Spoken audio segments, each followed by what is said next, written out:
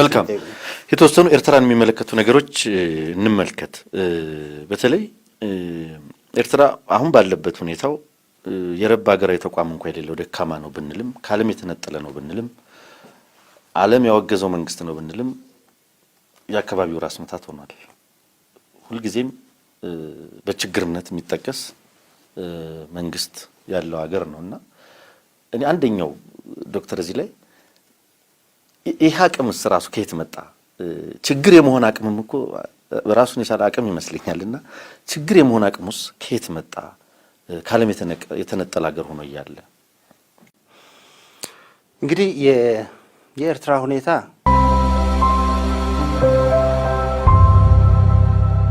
ሜሪትስ ፕሮፐርቲ እንኳን ለፈረንጆቹ አዲስ ዓመት በሰላም አደረሳችሁ እያለ ከ35% ታላቅ የዋጋ ቅናሽ ጋር ተመልሷል። ሜሪትስ ፕሮፐርቲ ባለ አንድ መኝታ ሽያጭ ማጠናቀቃችንን ከወዲሁ እየገለጽን ባለ ሁለትና ባለ 3 መኝታ አፓርትመንቶችን በጥሬ ገንዘብ ለሚከፍሉ በካሬ 68,000 ብር የ35% ቅናሽ የተደረገባቸውን የመኖሪያ አፓርትመንቶች ይዞሎት ቀርበዋል። ይህ ሳይት ከቤተ መንግስት አቅራቢያ ላይ የሚገኝ ሲሆን አራዳ ፓርክና ፍሬንድሺፕ ፓርክን ከፊትና ከኋላ እየተመለከቱ ይኑሩ ይሎታል። ባለ 2 መኝታ በ6.4 ሚሊዮን ብር ጠቅላላ ክፍያ፣ ባለ 3 መኝታ በ8.8 ሚሊዮን ብር አጠቃላይ ክፍያ አቅርቦላችኋል። በዚህ ቅንጡ መንደር ውስጥ መዋኛ ገንዳ፣ ጂምናዚየም፣ ደረጃቸውን የጠበቁ ሰፋፊ ሊፍቶች፣ ምቹና በቂ መኪና ማቆሚያ ቦታዎች፣ ዘመናዊ የደረቅ ቆሻሻ ማስወገጃ፣ አውቶማቲክ ጄኔሬተር የተገጠመለት የከርሰ ምድር ውሃና ለተለያዩ አገልግሎቶች የሚውል ሰገነትን በአንድ አካቷል። ለበለጠ መረጃ ከታች ባለው ስልክ ይደውሉ። ዋናው መሰረት ኢኮኖሚ ዲፕሎማሲ ነው ብንልም የህገ መንግስታችን አንቀጽ 86 ስለ ውጭ ጉዳይ ፖሊሲያችን ወይም አገራችን መከተል ያለባትን የውጭ ጉዳይ ፖሊሲን በተመለከተ የሚያስቀምጣቸው 3-4 ዋና ነጥቦች አሉ። አንደኛው የኢትዮጵያን ሉዓላዊነት የማረጋገጥ የኢትዮጵያ ሶቨርኒቲ የምንለው የድንበርም ሌሎችም የኢትዮጵያን ብሔራዊ ጥቅሞችን የማስከበር ያንን ኃላፊነት በውጪ የመወጣት አንዱ የውጭ ጉዳይ ሚኒስትር ስራ ነው። ሁለተኛው በሌሎች ሀገሮች ጣልቃ ያለ መግባት ኢምፓርሻሊቲ የምንለው ነው። የሀገራችንን ብሔራዊ ጥቅም ለማስጠበቅ ሌሎች ሀገሮችም በእኛ የውስጥ ጉዳይ እንዳይገቡ እኛም በሌሎች ሀገሮች ውስጥ ጣልቃ እንዳንገባ ህገ መንግስታችን አንቀጽ 86 ይሄን ይጠቅሳል። ሌላው አንቀጽ 86 የሚያነሳው ዓለም አቀፍ ህጎችን የተስማማንባቸውን ህጎች የማክበር ኢትዮጵያ እንግዲህ የዓለም ማህበረሰብ የተለያዩ ዓለም አቀፍ ድርጅቶች የአህጉራዊ ድርጅቶች አባል ነች። በዛ ላይ የገባችውን ስምምነቶች የኢትዮጵያ ትልቁ የህግ አውጪ አካል ፓርላማ ያጸደቃቸውንና ሌሎች ህጎችን የማክበር ግዴታ፣ ከዛ ውጪ የኢትዮጵያን ብሔራዊ ጥቅሞች የሚባሉ ጉዳዮችን የማስከበር ጉዳይ የውጭ ጉዳይ መርሆችን አገራችን የምትከተለው የውጭ ጉዳይ ፖሊሲ ዋና ፒላሮች መርሆች ተብሎ የሚገለጹ ናቸው። እንግዲህ ከዚህ ተነስቶ ነው በተለይም ከ15 ዓመት በፊት የወጣው የብሔራዊ የውጭ ጉዳይና ደህንነት ፖሊሲያችን የውጭ ጉዳይ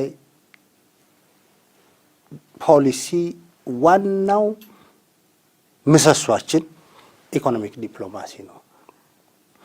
በሀገሮች መካከል የሚደረጉ ግንኙነቶች፣ ፖለቲካል ግንኙነቶች፣ የዲፕሎማሲ ግንኙነቶች ሄደው መሰረታቸው ጥቅም ነው። ጥቅም የጋራ ጥቅም ነው። የኢትዮጵያ የውጭ ጉዳይ ፖሊሲ የኢትዮጵያን ጥቅም የማስከበር ጉዳይ ነው። ከዚህ ውስጥ የመጨረሻው ጥቅም ኢኮኖሚክ ጥቅም ነው። ስለዚህ የፖሊሲያችን ዋናው ምሰሶ የኢኮኖሚ ጥቅማችንን ማስጠበቅ ነው። ሌሎች ነገሮች እንዳሉ ሆኖ ስለዚህ ኢንቨስትመንት የመሳብ ወደ ውጪ የምንልካቸው ምርቶች ገበያ እንዲያገኙ የማድረግ በሀገሮች መካከል በሚደረግ ግንኙነት ተጨማሪ ብድሮች፣ እርዳታዎች የምናገኝበት ከዓለም አቀፍ ተቋማት የገንዘብ ድርጅቶች እርዳታ የምናገኝበት ከሌሎችም ወዳጅ ሀገሮች ኢኮኖሚክ፣ ቴክኖሎጂካል ሌሎችም እርዳታዎች የምናገኝበትና ኢኮኖሚያችንን ሊያሳድጉ በሚችሉ ጉዳዮች ላይ መሰረት ያደረገ የውጭ ጉዳይ ፖሊሲ ነው። ስለዚህ የዲፕሎማሲያችን ዋናው ምሰሶ ኢኮኖሚ ዲፕሎማሲ ነው የምንለው ይሄ ነው። የኢትዮጵያን የኢኮኖሚ እድገት የኢትዮጵያን ከድህነት ለመውጣት የምታደርገውን ትግል የመደገፍ ስራ ነው የውጭ ጉዳይ ፖሊሲያችን መርሆ ማለት ነው። ከዚሁ ጋር የሚያያዝ ነው። ብዙ ጊዜ የሰላምና የልማት ኃይል ነን የሚል አባባል አለ። ኢትዮጵያ ሚሊተሪ ፓወር ወይም ሪጂናል ፓወር ሳትሆን የሰላምና የልማት ኃይል ነን የሚል መግለጫ ይሁን መገለጫ እንዳላት ይነገራል። እሱ ከዚህ ጋር የሚያያዝ ነው። ከዚህ ጋር አያያዝም። ግን እንግዲህ ኢትዮጵያ በአፍሪካ ውስጥ ከ100 ሚሊዮን በላይ ህዝቦች የሚኖርባት ሀገር ነች። በቆዳ ስፋትም ትልቋ የምትባል ሀገር ነች።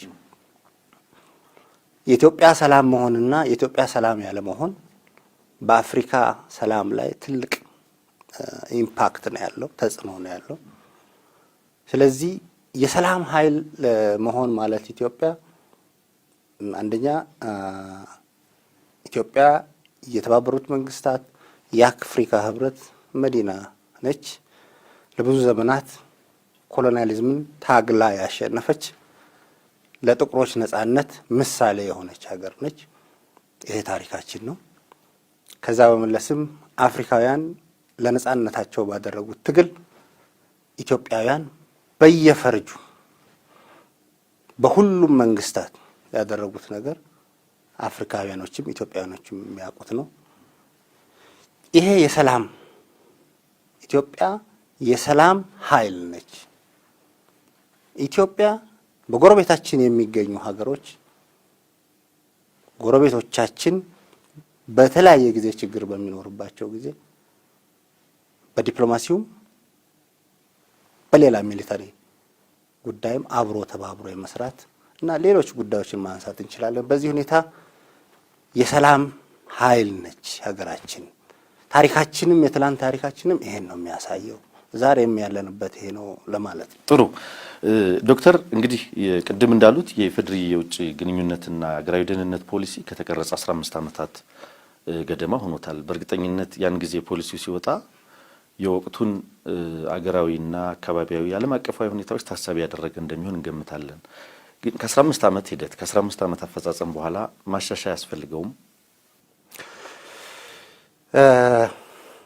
ይህን ጥያቄ በቀጥታ ከመመለሴ በፊት የኢትዮጵያ የውጭ ደህንነት ፖሊሲ አንዱ እንግዲህ ፖሊሲዎች መነሻ እይታ ይኖራቸዋል። ሌሎች ለምሳሌ የግብርና ፖሊሲያችን ገጠሩን ማዕከል ያደረገ በትንንሽ ማሳዎች ላይ የሚደረግ እርሻን የማሳደግ ስራ። የውጭ ጉዳይ ፖሊሲያችን ከሌሎችም ከዚህ በፊት ከነበሩ ውጭ ጉዳይ ፖሊሲዎቻችን የሚለየው ውስጣችንን መሰረት ያደረገ ከውስጣችን የሚነሳ ፖሊሲ ነው ያለን። ይሄ ማለት እንግዲህ የውጭ ግንኙነት እየታሰበ እንዴት ስለ ውስጥ እናወራለን የሚል ነገር ሊያመጣ ይችላል። የውስጥ ጉዳያችን ሲባል የኢትዮጵያ ማደግ የኢትዮጵያ መጠንከርና መድከም ውጪ ላለን ተቀባይነትና ውድቀት ሪፍሌክሽን ነው። ኢትዮጵያ በውስጧ ያለው ሰላም ጠንካራ ከሆነ ኢትዮጵያ በልማት ላይ ካለች ኢትዮጵያ ተደማጭነቷ ይጨምራል። ኢትዮጵያን ሌሎች የሚያዩት የሚመዝኗት ውስጧ ባለው ጥንካሬ ነው። ስለዚህ የጥንካሬያችን ምንጭ የሀገራችን የጥንካሬ ምንጭ ውጪ ያለው ሁኔታ ሳይሆን ውስጥ ያለው ሁኔታ ነው። ስለዚህ የጥንካሬያችን የተቀባይነታችን የተሰሚነታችን ጉዳይ የሚመነጨው ከውስጣችን ነው የሚል ዋናው የዚህ ፖሊሲ ማጠንጠኛ መሰረቱ ይሄ ነው። ከዚህ ነሳና ነው እንግዲህ ቅድም ወዳልከው የሚሄደው። ይሄ ግምገማ ዛሬም አልተቀየረም። ኢትዮጵያ የውጭ ጉዳይ ፖሊሲ ዛሬም ውስጥን መሰረት ያደረገ ነው። ባለፉት 15 ዓመታት በኢኮኖሚ ዲፕሎማሲው በፖለቲካል ዲፕሎማሲው ያገኘናቸው ድሎች ይሄ ፖሊሲ ያመነጫቸው ናቸው። ይሄን ፖሊሲ ስለተከበርን ነው በውጪ ያለን ኋላ ስለተሰሚነት ሀገራችን አሁን ስላለችበት ሁኔታ ማንሳት ይችላል። ስለዚህ በዋናነት የ15 ዓመት ፖሊሲያችን መሰረቱ የሚቀየር አይደለም። ግን የሚቀየሩ ነገሮች አሉ። አሁን የተቀየሩ ነገሮች አሉ። የተቀየረ ዓለም አቀፍ ሁኔታ አለ። የተቀየረ አህጉራዊ ሁኔታ አለ። አካባቢ ሁኔታ አለ። የውጭ ሁኔታዎች ማለት ነው። እነሱ ተጽዕኖ የላቸውም። ስለዚህ እነሱን መሰረት ያደረገ ማስተካከያዎችን ማድረግ ያስፈልጋል። ፖሊሲ ጋር ማይደርስ ማለት ነው። በፖሊሲ ውስጥ የሚታቀፉ ዋናው ሳይሆን እነዚህ አብረው ሊታዩ የሚችሉ የፖሊሲው አካል ኤሌመንትስ የሚባሉት እንደገና መታየት አለባቸው። እሱ ላይ እየሰራን ያለ ነው። ከዚሁ ጋር ተያይዞ ቅድም እንዳሉት ዶክተር ከውስጥ ወደ ውጭ የሚመለከት ዋነኛ ትኩረቱን ውስጣዊ ጉዳዮች ላይ የሚያደርግ የውጭ ግንኙነት ፖሊሲ እንከተላለን። ያ ማለት ሰላማችን፣ ልማታችን፣ ዲሞክራሲያችን እዚህ ላይ ያለን ብርታት ነው የውጭ ሁኔታችንን የሚወስነው የሚለው እይታ እንዳለ ነው። እስኪ ባለፉት 2 ዓመታት ያለፍንባቸው ሁኔታዎችስ ብዙ ጊዜ ያው ውስጣዊ ሰላማችን በብዙ እየተፈተነ ያለበት በገዢው ፓርቲ በኩልም በተለይ በግንባሩ በኩል የአባል ፓርቲዎች መካከል ያለ ግንኙነት ያን ያክል መንግስት አሰርቲቭ ያለ መሆን ችግሮች እነዚህ ሁሉ ሲታዩ ውስጣዊ ሰላማችን ሲፈተን የውጭ ሁኔታችን ላይ ተጽዕኖ አልኖረውም ወይ? እሱን እንዴት ነው የሚያደርሱት? አዎ እንግዲህ ትክክል ነው። የኢትዮጵያ አጠቃላይ ሁኔታ ሲገመገም የ2 ዓመቱ አይደለም የሚታየው። እንግዲህ ኢትዮጵያ ባለፉት 13 ዓመታት ደብል ዲጂት ያደገች ሀገር፣ ሰላሟን አስጠብቃ የቆየች፣ በብዙ ሁኔታ በአፍሪካ ጉዳዮች ላይ ግንባር ቀደም ሚና ስትጫወት የነበረች፣ የመሪነት ሚና ስትጫወት የነበረች፣ በአፍሪካ ትልቁን የሰላም ማስከበር ኃይል ያላት ሀገር፣ ከሁሉም ሀገሮች ጋር ከኤርትራ በስተቀር ሰላማዊ ግንኙነት ያላት ሀገር፣ ለሰላም ለኢኮኖሚ እድገት ኮንትሪቢዩት የምታደርግ ሀገር፣ ለጎረቤቶቻችን ጭምር ሀገር ትልቁ ስዕላችን ይሄ ነው። ይሄ ስዕላችን እንዳለ ሆኖ ይሄ ስዕላችን ያመጣው ነገር አለ። ኢትዮጵያ እያደገች ያለች the rising country፣ አፍሪካ ውስጥ እያደገች የመጣች ሀገር፣ አፍሪካ ውስጥ ተጽዕኖ እየፈጠረች የመጣች ሀገር የሚለው ስዕል በኢትዮጵያውያንም በአፍሪካም በሌሎች ሀገራትም ጭምር ያለ ስዕል ነው። 2 ዓመት ብለህ ስለጠየቀኝ ስለ 2 ዓመቱ ልምጣና ያ ከዛ ሸርፈን ማየት አለብን። አዎ ባለፉት 2 ዓመታት ውስጣዊ ጥንካሬያችንን የሚሸረሽሩ ሁኔታዎች ተፈጥረዋል።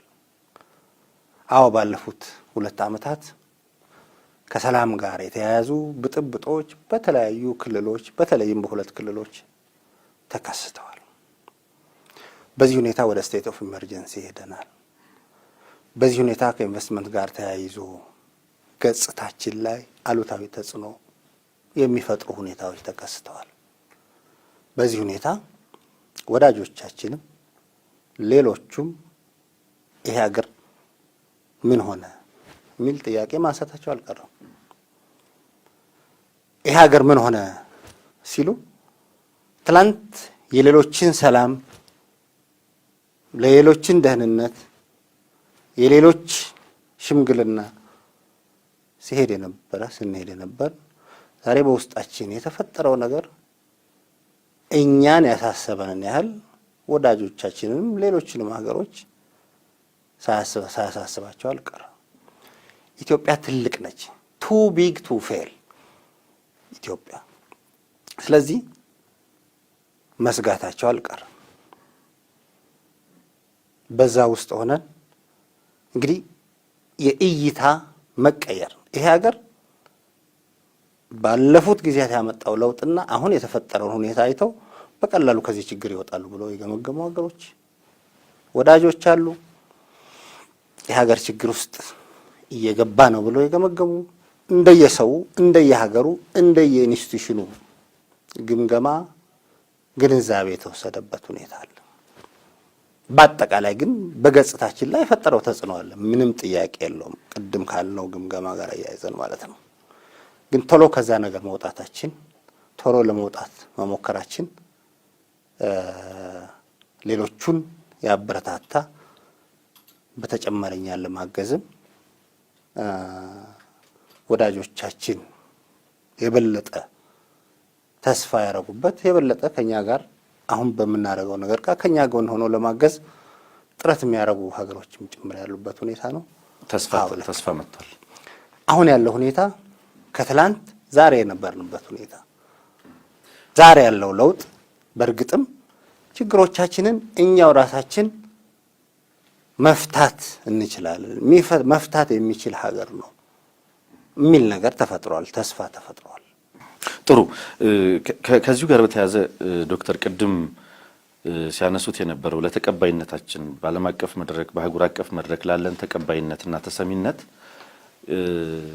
አገራዊ ውስጣዊ ሰላማችን ልማታችንና እነዚህን የመሰሉ ነገሮች ትልቅ ፋይዳ ያላቸው ነገሮች መሆናቸው እንዳለ ሆኖ አንዳንድ ሰዎች ግን በተለይ ከአቶ መለስ ስልፈት በኋላ የኢትዮጵያ ዓለም አቀፍ ተቀባይነትና ተጽዕኖ ፈጣሪነት ቀንሷል፣ እንደውም በአየር ንብረት ለውጥ ድርድር በቡድን 20 አባል ሀገራት እነዚህን በመሰሉት ሁሉ እናደርገው የነበረው ነገር ከሳቸው ልፈት በኋላ ቀንሷል የሚል አስተያየት የሚሰጡ አሉ።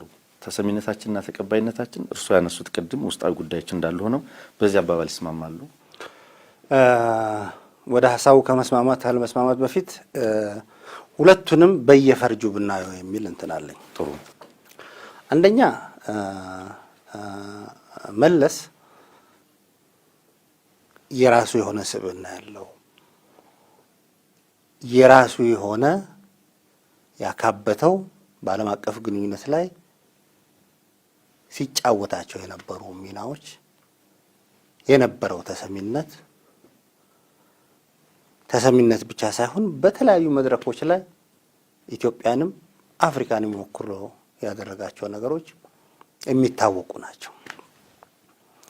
የሱ ኤክስትራኦርዲነሪ የሆነ የመደራደር ችሎታ የሱ ብቃት መወሰድ ያለበት ነው። ትክክል ነው። ስለዚህ የመለስ ዓለም አቀፍ እውቅና ብቃት የኢትዮጵያ የውጭ ጉዳይ ፖሊሲን ከመንደፍ ጀምሮ እስከ ኢምፕሊሜንቴሽን ድረስ የራሱ የሆነ ሚና የነበረው ነው። ይሄ እንዳለ ሆኖ ግን አሁን ባለንበት ሁኔታ የኢትዮጵያ ተሰሚነት አልቀነሰም። ኢትዮጵያ ዛሬም የኢጋድ ሊቀመንበር ነች። ኢትዮጵያ ዛሬም በአፍሪካ ውስጥ ተሰሚነት ካላቸው ሀገሮች አንዷ ነች።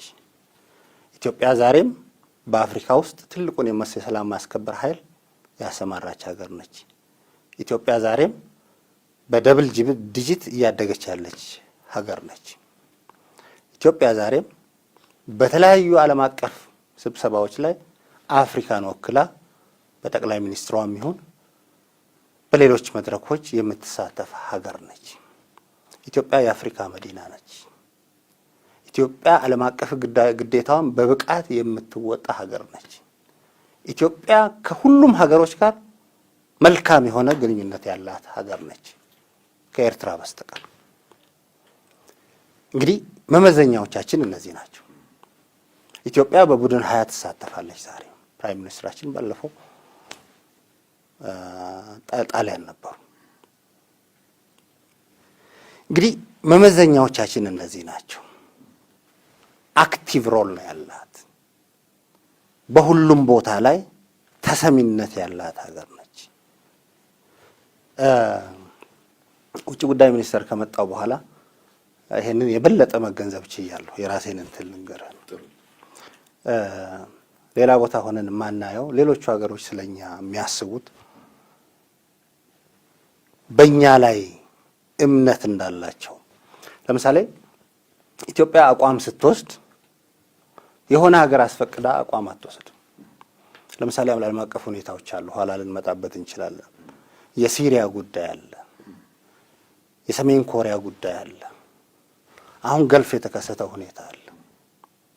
በእነዚህ ጉዳዮች ላይ ኢትዮጵያ ያማከረችው የራሷን ብሔራዊ ጥቅምና ደህንነትን ብቻ ነው። የራሷን ጉዳይ ነው፣ በራሷ ጉዳይ ላይ ተመስርታ ነው አቋም የወሰደችው። ስለዚህ እኔ ያገኘኋቸው የትልልቆቹ ሀገሮች ውጭ ጉዳይ ሚኒስትሮች ይሄንን በአፋቸው በተደጋጋሚ ይነግሩኛል። ሌሎች ብዙ ሀገሮች የሚታሙት ሌሎች ትልልቅ ሀገሮች ያሏቸውን አቋም ይወስዳሉ፣ ይታማል። ስለዚህ ትላንትም ዛሬም በዓለም አቀፍ ጉዳዮች ላይ፣ በአህጉራዊ ጉዳዮች ላይ፣ በጎረቤት ሀገር ጉዳዮች ላይ፣ በራሷ ጉዳይ ላይ ኢትዮጵያ አቋም ለመውሰድ የማትቸገር ሀገር ነች።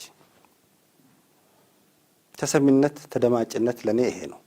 ስለዚህ ሜሪትስ ፕሮፐርቲ እንኳን ለፈረንጆቹ አዲስ ዓመት በሰላም አደረሳችሁ እያለ ከ35% ታላቅ የዋጋ ቅናሽ ጋር ተመልሷል። ሜሪትስ ፕሮፐርቲ ባለ 1 መኝታ ሽያጭ ማጠናቀቃችንን ከወዲሁ እየገለጽን ባለ 2ና ባለ 3 መኝታ አፓርትመንቶችን በጥሬ ገንዘብ ለሚከፍሉ በካሬ 68000 ብር የ35% ቅናሽ የተደረገባቸውን የመኖሪያ አፓርትመንቶች ይዞሎት ቀርበዋል። ይህ ሳይት ከቤተ መንግስት አቅራቢያ ላይ የሚገኝ ሲሆን አራዳ ፓርክና ፍሬንድሺፕ ፓርክን ከፊትና ከኋላ እየተመለከቱ ይኑሩ ይሎታል። ባለ 2 መኝታ በ6.4 ሚሊዮን ብር ጠቅላላ ክፍያ፣ ባለ 3 መኝታ በ8.8 ሚሊዮን ብር አጠቃላይ ክፍያ አቅርቦላችኋል። በዚህ ቅንጡ መንደር ውስጥ መዋኛ ገንዳ፣ ጂምናዚየም፣ ደረጃቸውን የጠበቁ ሰፋፊ ሊፍቶች፣ ምቹና በቂ መኪና ማቆሚያ ቦታዎች፣ ዘመናዊ የደረቅ ቆሻሻ ማስወገጃ፣ አውቶማቲክ ጄኔሬተር የተገጠመለት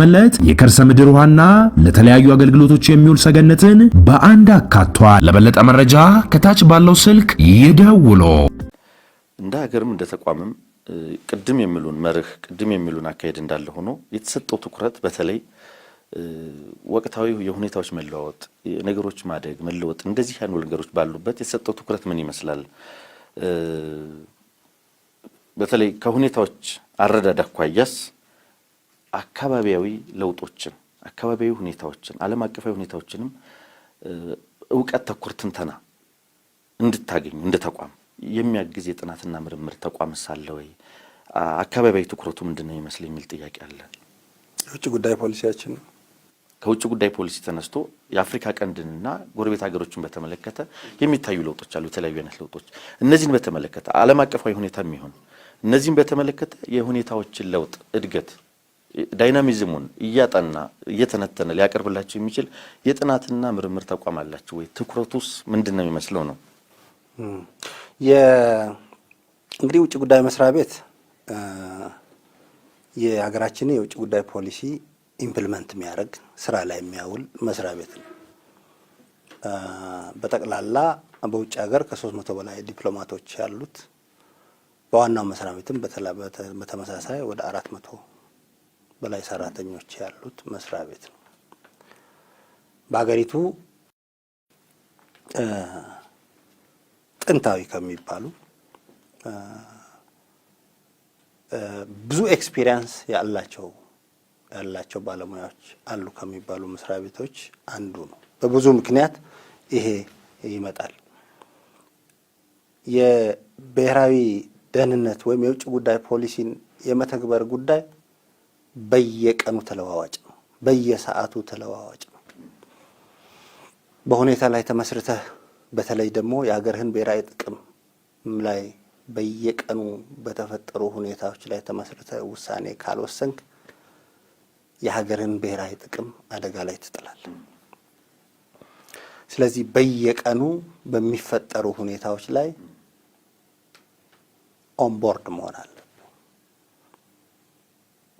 በየቀኑ የሚፈጠሩ አካባቢያዊ፣ አህጉራዊ እና ዓለም አቀፍ ሁኔታዎችን ተንትኖ የሚያውቅ ዲፕሎማት የሀገሩን ብሔራዊ ጥቅም በየትኛው መድረክ ላይ ማስከበር አያቅተው። በዚህ ሁኔታ የእኛን ሁኔታ በምናይበት ጊዜ የሪሰርች ኢንስቲትዩት አለን። ዩኒቨርሲቲዎቻችን ጋር በቅርብ እንሰራለን። ዲፕሎማቶቻችን በተለያየ ሙያ የሰለጠኑ ውስጥ ያሉትን ዲፕሎማቶች ያሰለጥናሉ። ማሰልጠኛ ተቋም አለን። ከሁሉ በላይ ደግሞ በየዕለቱ ሁኔታዎችን መሰረት አድርገን የምንተነትናቸው ከሀገራችን ተጨባጭ ሁኔታ የሀገራችንን ጥቅም ሊያስከብሩ የሚችሉ አቋሞች የመውሰድ ግድ የሚሉ ሁኔታዎች ላይ ከላይ እስከ ታች ከጠቅላይ ሚኒስትራችን ጀምሮ እስከ ታች ድረስ በኮንሰልቴሽን የሚሰራ ስራ ነው። ጥሩ ዶክተር፣ ይሄ ጥያቄ የሚነሳበት ምክንያት ለምንድን ነው? እንደሚያውቁት የመካከለኛው ምስራቅና አንዳንድ የአረብ ሀገራት በተለይ በአፍሪካ ቀንድ ዙሪያ ተጽዕኖ ለመፍጠር የሚያስችል ከፍላጎት ያለፈ ንቁ እንቅስቃሴ እያደረጉ ነው። ይሄ ሲባል የጦር ሰፈር እስከ መመስረት እየሄዱ ነው። የወደብ ልማት ድርድርና ኪራይም እያደረጉ ነው። ስለዚህ ኢትዮጵያ ሁኔታዎችን እንዴት እያየች ነው? ይሄ ሴናሪዮ ወዴት ይወስደናል፣ የት ያደርሰናል የሚለውን ነገር እንዴት እየተገነዘበችው ነው? ከዚህ አኳያ እየቀረበ ያለውስ ትንተና ምንድን ነው የሚል ነው። ምናልባት የእነዚህ ሀገራት እንቅስቃሴ በአካባቢውም ሆነ በኢትዮጵያ ብሔራዊ ጥቅም ላይ ምን ተጽዕኖ ይኖረዋል የሚል ጥያቄ ስላለ ነው በዋናነት ከአካባቢ ጉዳዮች አንጻር። ጥሩ ነው። እንግዲህ ይሄ አካባቢ እንግዲህ እዚህ አካባቢ መኖር ከጀመርን አመቶቹ ልንቆጥራቸው አንችልም። እንደ ሀገር መኖር ከጀመርን ጀምሮ ባሉን ጊዜዎች ይሄ አካባቢ ምንድነው የሚመስለው? ስትራቴጂክ ሁኔታው ምንድነው የሚመስለው? ለኢትዮጵያ አጠቃላይ የኢትዮጵያን ብሔራዊ ጥቅም ከማስከበር አንጻር እዚህ አካባቢ መኖራችን ያለው ፋይዳ ምንድነው የሚለው ነገር ሁሌ የሚታይ ነገር ነው። የአፍሪካ ቀንድና የመካከለኛው ምስራቅ ሁሌም ስትራቴጂክ ሎኬሽን ስትራቴጂክ የሆነ አቀማመጥ ያለው ቦታ ነው። ስትራቴጂክ የሚሆነው የዓለም 15% በላይ የሆነው የነዳጅ ምርት በዚህ በቀይ ባህርና በባብ አልማንድብ በኩል ያልፋል። የመካከለኛው ምስራቅና የአፍሪካ ቀንድ ሀገሮች ከፍተኛ የሆነ የንግድ እንቅስቃሴ የሚካሄድበት ከፍተኛ የሆነ በአሁኑ ጊዜ ፖለቲካል እንቅስቃሴና ግጭቶች ያሉበት በሰላም አንጻር ደግሞ የሽብር ጥቃቶችና የሽብር ተግባራት የሚካሄዱበት ለዓለም አጠቃላይ ሁኔታ ትልቅ ተጽዕኖ ያለው አካባቢ ነው። ያካባቢ እንግዲህ የምንኖረው በዚህ ሁኔታ ላይ ነው። በዚህ ሁኔታ ላይ ስንኖር ሁሉም ሀገሮች እንደየውፍረታቸውና ቅጥነታቸው የየራሳቸውን ብሔራዊ ጥቅም ለማስጠበቅ መሄዳቸው አይቀርም። ይሄ አካባቢ ዛሬ ብቻ ሳይሆን ትላንትም ስትራቴጂካል ነበረ፣ ዛሬም ስትራቴጂካል ነው። በዚህ ዙሪያ ቅድም ያነሳኸው ወደ እንትኑ ልምጣና ወደ ጥያቄ ዋና እንትን የመን ውስጥ የተፈጠረ ሁኔታ አለ። ሳዑዲዎች ከሀውቲ ሚሊሻዎች ጋር የሚደረግ ጦርነት የመን ከሀገር ወደ ሀገር አልባነት የመለሳት በቅርቡ የተከሰተው የገልፍ ሀገሮች እርስ በርስ የመጣላት ሁኔታ አለ። የአሜሪካኖቹ፣ የራሻኖቹ፣ የሌሎችም በዚህ አካባቢ ቻይናዎች ጨምሮ በዚህ አካባቢ ላይ በአንድ በኩል ወይም በሌላ መንገድ ብሔራዊ ጥቅማቸውን ለማስከበር የሚያደርጉት እንቅስቃሴ አለ። የጦር ሰፈር የመሰረቱ የመካከለኛው ምስራቅ ሀገሮች አሉ። እነዚህን እንግዲህ በሁለት መንገድ ነው ማየት ያለብን። አንደኛ ይሄ ኃይል ለኢትዮጵያ የጥፋት ነው ወይ የኢትዮጵያን ብሔራዊ ደህንነት ኔጌቲቭሊ ነው ወይ የሚጎዳው የሚለው ነገር በሁለት መንገድ ነው መታየት ያለበት።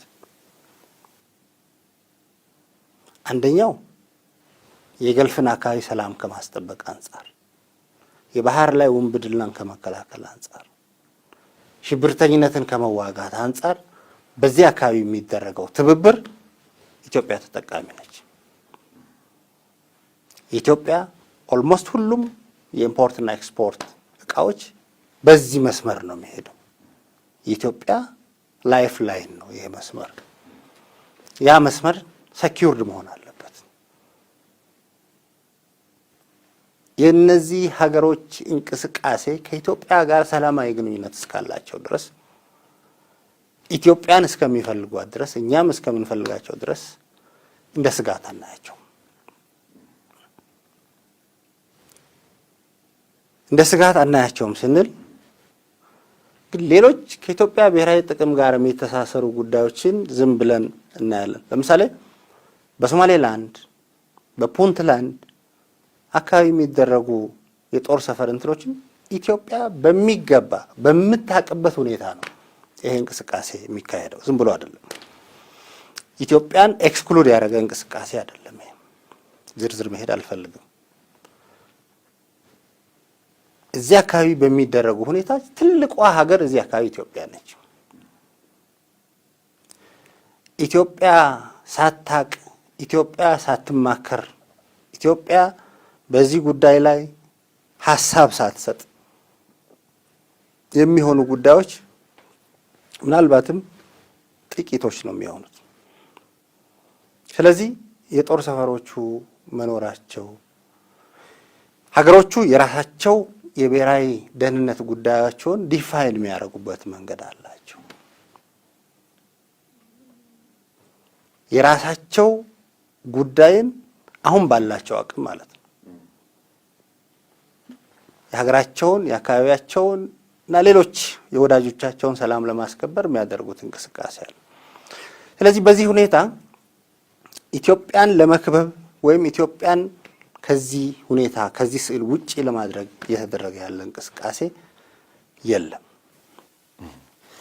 እዚህ ላይ ዶክተር ምንድነው በተለይ አሁን የኢትዮጵያን ጥቅም የሚጎዳ እስካልሆነ ድረስ እንቅስቃሴው ምን ያህል እርግጠኛ ይኮናል ነው አንደኛው። እነዚህ ሀገራት መጡ በኢትዮጵያ እውቅና ኢትዮጵያም እንዳሉት ተማክራ የጦር ሰፈሮች ተመሰረቱ እንዲህ አሉ። ይሄ ሁኔታ ስለ ነገ ምን ያክል እርግጠኛ ነን? ነገ ግንኙነታችን ቢሻክር በተለይ ይህንን ብዙዎቹ እንደሚያነሱት ከአረብ ሀገራት ስለ ልቦና አኳያ አንዳንድ ጊዜ አስተያየት የሚሰጡ ሰዎች አሉ። ይሄ ማለት ምንድነው በተለይ ከመርህ ይልቅ ሁኔታዎችን በሁኔታዎች ተመርኩዞ የሚወስኑ አገራት ያሉበት ከዲፕሎማሲያዊ መርህ ይልቅ ገንዘብ ገዢ የዲፕሎማሲ መሳሪያ አድርገው የሚመለከቱ ሀገራት እንደመሆናቸው ዋስትናችን ምንድነው? ነገ እንደማይለወጥ ዛሬ ብንማከርም ነገ እንደማይለወጥ በምን እርግጠኛ እንሆናለን ነው ያንዳንዶች ጥያቄ። ዋስትናችን የውስጥ ጥንካሬያችን ነው። ዋስትናችን የውስጣችን በየጊዜው ጠንክሮ መሄድ ነው። ከዛ ውጪ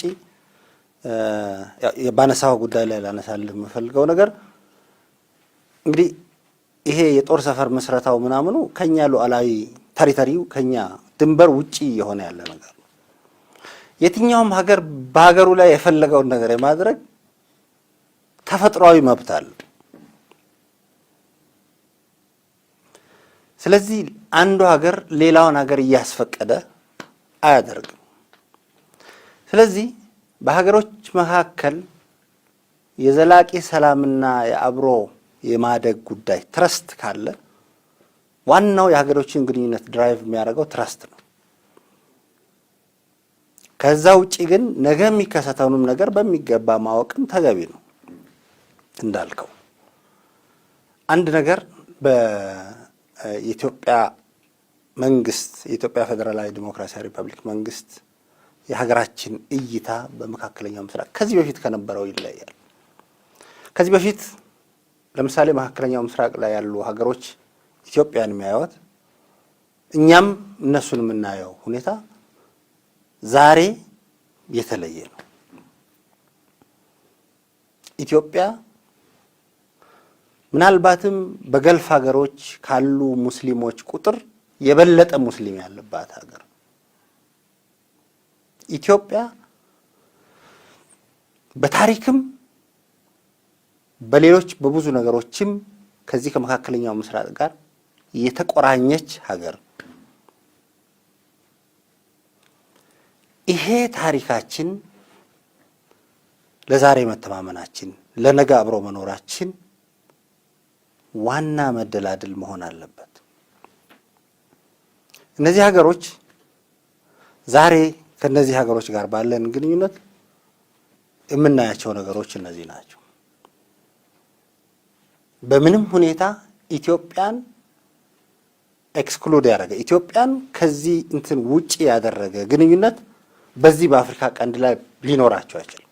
ሶማሊያ ጋር ብቻ ግንኙነት ቢኖራቸው፣ ጅቡቲ ጋር ብቻ ግንኙነት ቢኖራቸው ሴፍ የሆነ ግንኙነት ሊኖራቸው አይችልም።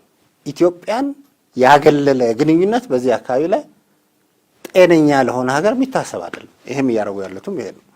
ጥሩ ተመልካቾቻችን እየተከታተላችሁ ያላችሁት ሳምንታዊውን የፊት ለፊት ፕሮግራም ነው። የዛሬ እንግዳችን የፌዴሪ ውጭ ጉዳይ ሚኒስትር ዶክተር ወርቅነህ ገበየሁ ናቸው። አብራችሁን ቆዩ።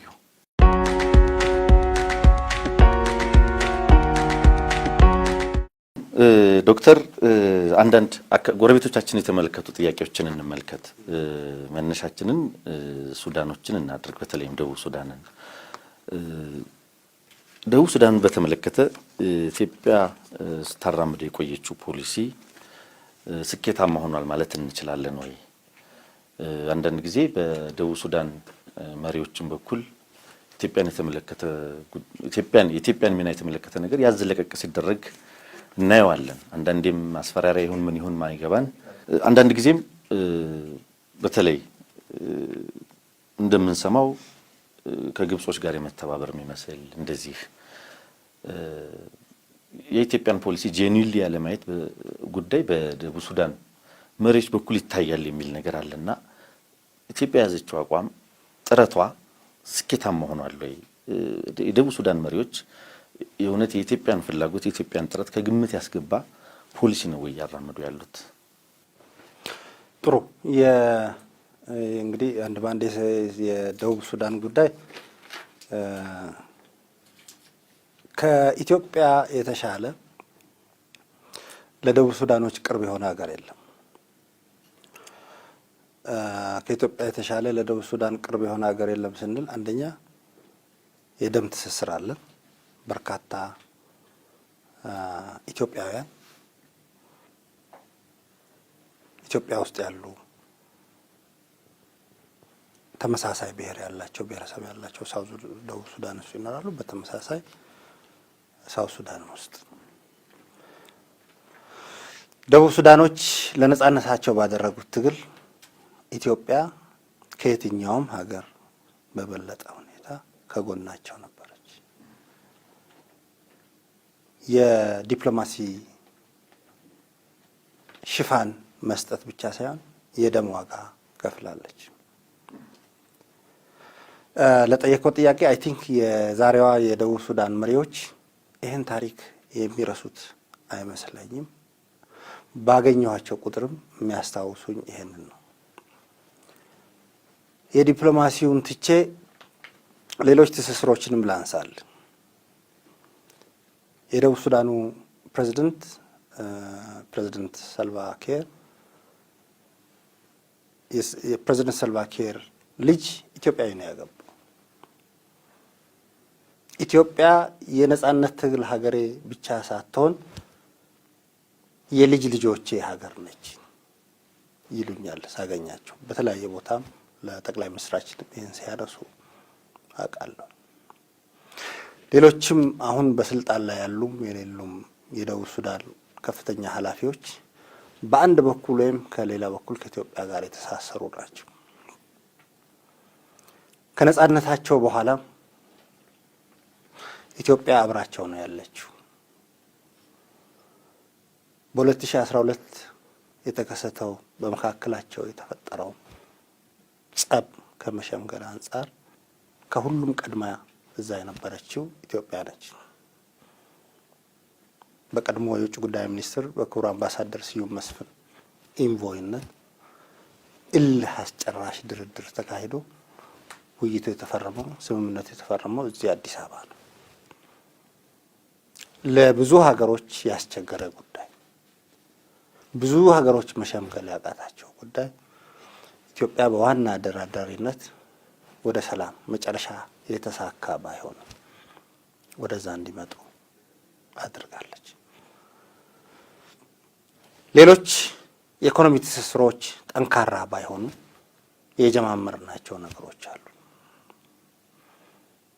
እንግዲህ አንዱ መነሻ አሁን ዛሬ ላለው ሁኔታ ይሄ ነው። ይሄ ማንም ሰው ይሄንን እውነታ ሊቀይረው አይችልም። ደቡብ ሱዳን አሁን ያለበት ሁኔታ ትንሽ ውተውሳሰበ ነው። በኢጋድ ሊቀመንበርነታችን ጠቅላይ ሚኒስትራችንም የውጭ ጉዳይ ሚኒስትሮችንም ሊቀመንበር እኔም ምመራው ስለሆነ በደቡብ ሱዳን ጉዳይ ላይ ከሌሎቹ ሀገሮች ዛሬም ከሌሎቹ ሀገሮች በበለጠ ተሳታፊዎች ነን፣ አደራዳሪዎች ነን። ኢጋድ በተደጋጋሚ እዚህ አዲስ አበባ ውስጥ የደቡብ ሱዳንን ጉዳይ ለማየት ለማስታረቅ ስምምነት ላይ ለመድረስ ስብሰባዎች አድርጓል። እኔ እዚህ ከመጣሁ እኔ እንግዲህ የውጭ ጉዳይ ሚኒስትር ከሆንኩ 11 ወሬ ነው። አብዛኛውን የውጭ ግንኙነት ስራዬ አብዛኛው ጊዜ በዚህ ጉዳይ ላይ ያተኮራል።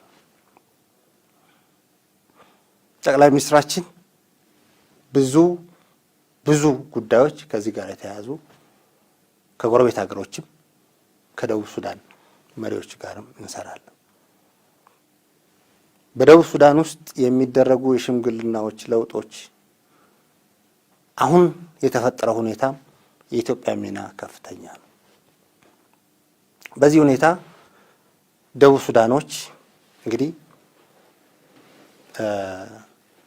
ለኛ ያላቸው ክብር ለሀገራችን ያላቸው ክብር ከእውነት መሬት ላይ ካለው እውነታ የሚመነጭ ነው። ይሄ ነው በተደጋጋሚ የሚያነሱት። ይሄን ነው። ግን የሁሉ ጥረታችን ውጤት የታየበት አይመስልም አይደል ዶክተር? ውጤት በደንብ የታየበት ነው። አንደኛ ደቡብ ሱዳኖች እኮ እስካሁን ትልቅ መተላለቅ ነበር የሚሆነው የነበረው።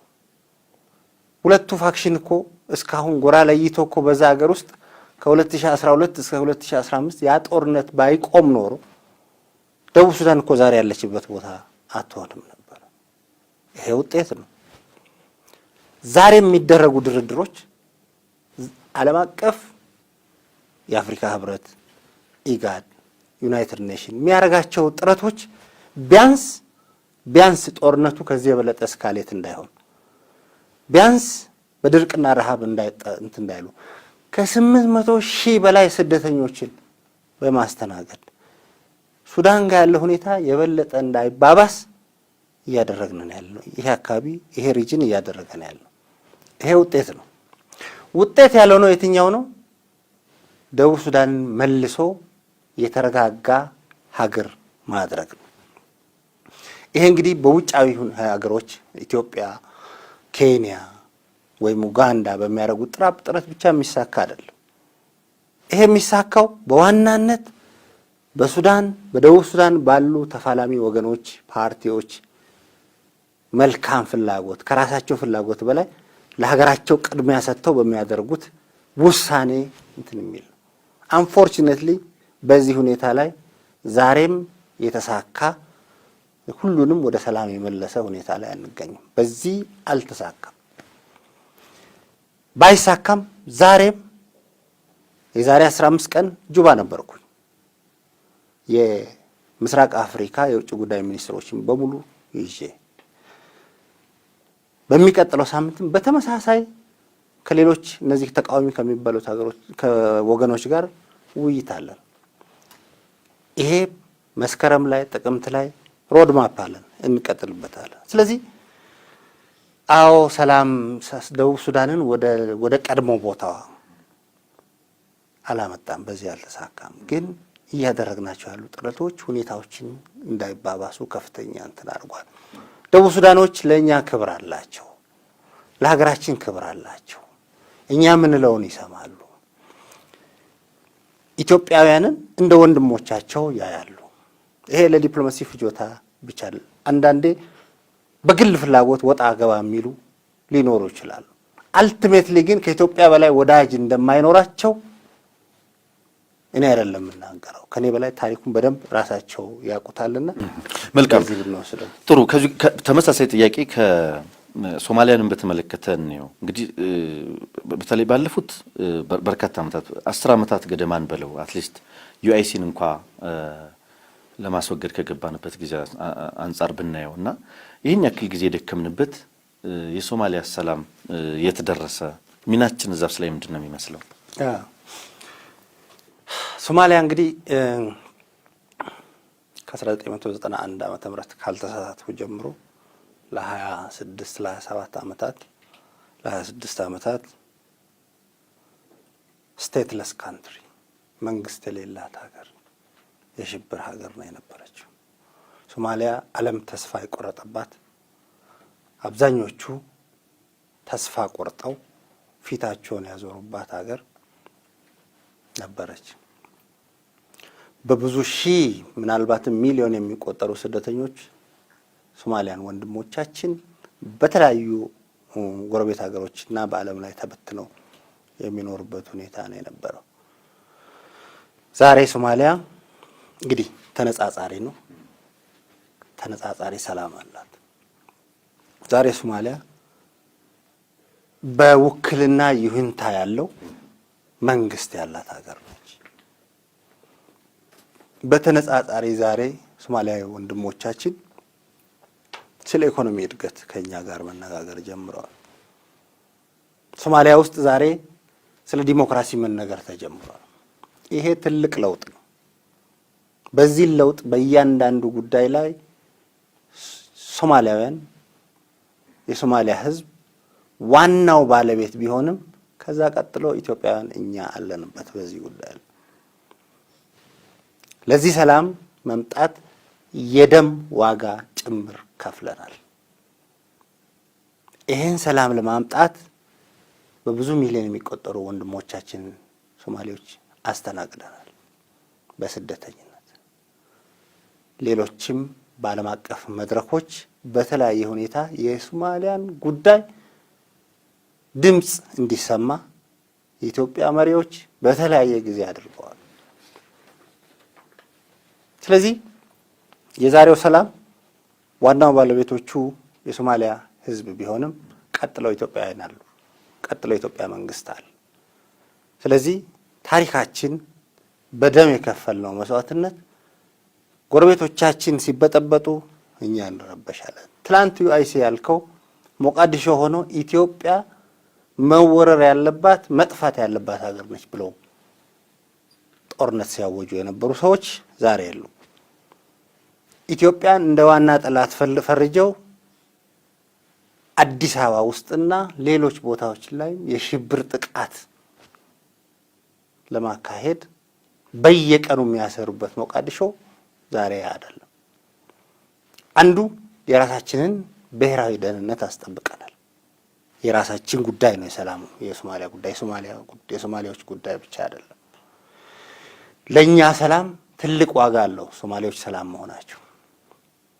ስለዚህ አንደኛ ብሔራዊ ደህንነታችንን ሰላማችንን አስጠብቀናል። ዛሬ በተፈጠረው ሁኔታ የኢትዮጵያ ብሔራዊ ጥቅም ጉዳይ ነው። ሁለተኛ ወደ ሰላም መምጣታቸው፣ ምርጫ ማካሄዳቸው በዚህ አካባቢ ጋር የተረጋጋ ሁኔታ እንዲፈጠር ሆኗል። ይሄም ለኛ ተጨማሪ ነው። በሶማሊያ ጉዳይ ላይ በየትኛውም መድረክ ላይ